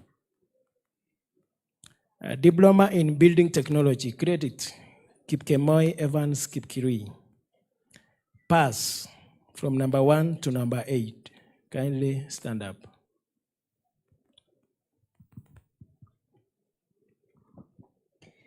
Guest of honor, sir, in the year 2025-2026 academic year, the following 14 candidates whom I have the honor to present to you certify the board of examiners for the award of respective diploma and level 6 certificates. Diploma in Supply Chain Management, credit, I request the 5 candidates to stand up. Supply Chain Management level 6, proficient, Mercy. Diploma in Secretarial Studies, pass, Chepto. Office Administration level 6, Mastery, Sinta Chepkemoi, Dorcas Chepto.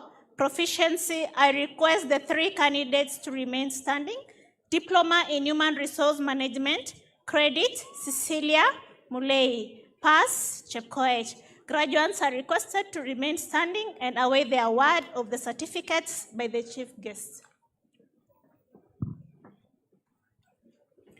Guest of honor, sir, in the 2025-2026 academic year, the following 49 candidates whom I have the honor to present to you satisfy the board of examiners to the award of the respective diploma and level 6 certificates. Diploma in Information and Communication Technology, credit number 1 to number 16. Pass number 1 to number 20. Diploma in Information Studies, credit number 1 to number 12. Pass is 1 student. Graduates are requested to remain standing and await the award of the diplomas and the level 6 certificates by the chief guest.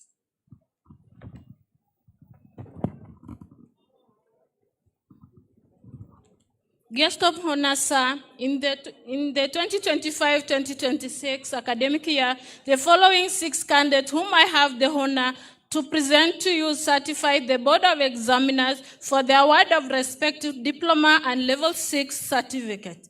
Beauty therapy level 6, mastery, Chebeti Faith, Joanne Chepchumba, hairdressing level 6, proficiency, Daisy Faith, competent Valsa Naomi. The graduates are requested to remain standing and await the award of the certificates by the chief guest. Guest of honor, sir, in the 2025-2026 academic year, the following 15 candidates whom I have the honor to present to you satisfied the Board of Examiners for the award of respective diploma and level 6 certificates. Diploma in Electrical and Electronics Engineering per option credit, Kipkurui, Kiprono, pass, number 1 to number 13. Graduates are requested to remain standing and await the award of the certificates by the chief guest.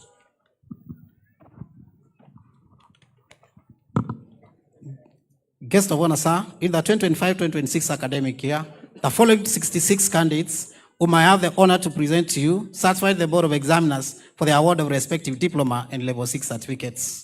Diploma in Fashion Design and Clothing Technology. Distinction, Wambua Priscilla Mwende. Credits, number 1 to numbers 56. Kindly be standing. Pass, number 1 and number 2. Fashion Design Management, level 6. Mastery, Brenda Chepkemoi, Brenda Chepto, Gideon Kipkurui Bet, Joan Chepkemoi, Lena Keboi Mwebi. Provisions, number 1 and 2. Graduates, you are requested to remain standing as you await the award of diploma and certificates. Thank you.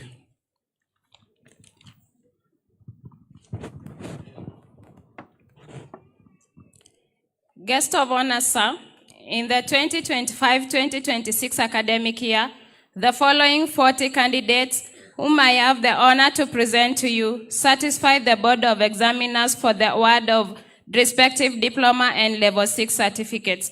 Diploma in Food and Beverage Production and Sales. Credit, number 1 to number 11, kindly stand up. Pass, number 1 to number 27, stand up. Food and Beverage Production, Culinary Arts, level 6, proficient, number 1 and number 2.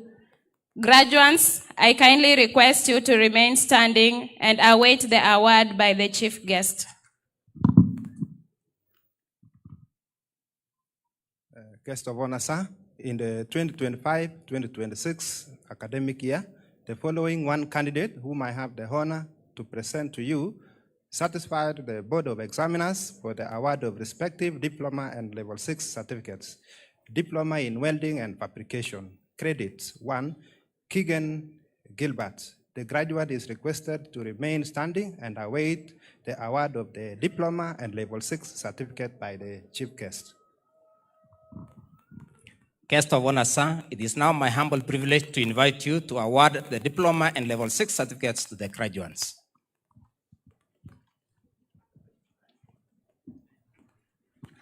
Acting on the powers vested in me under the TVET Act 2013, and having satisfied the respective examining and assessment bodies in your fields of training, I hereby award you the diplomas and level 6 certificates for which you have been found worthy in character and competence. Congratulations. Guest of honor, sir,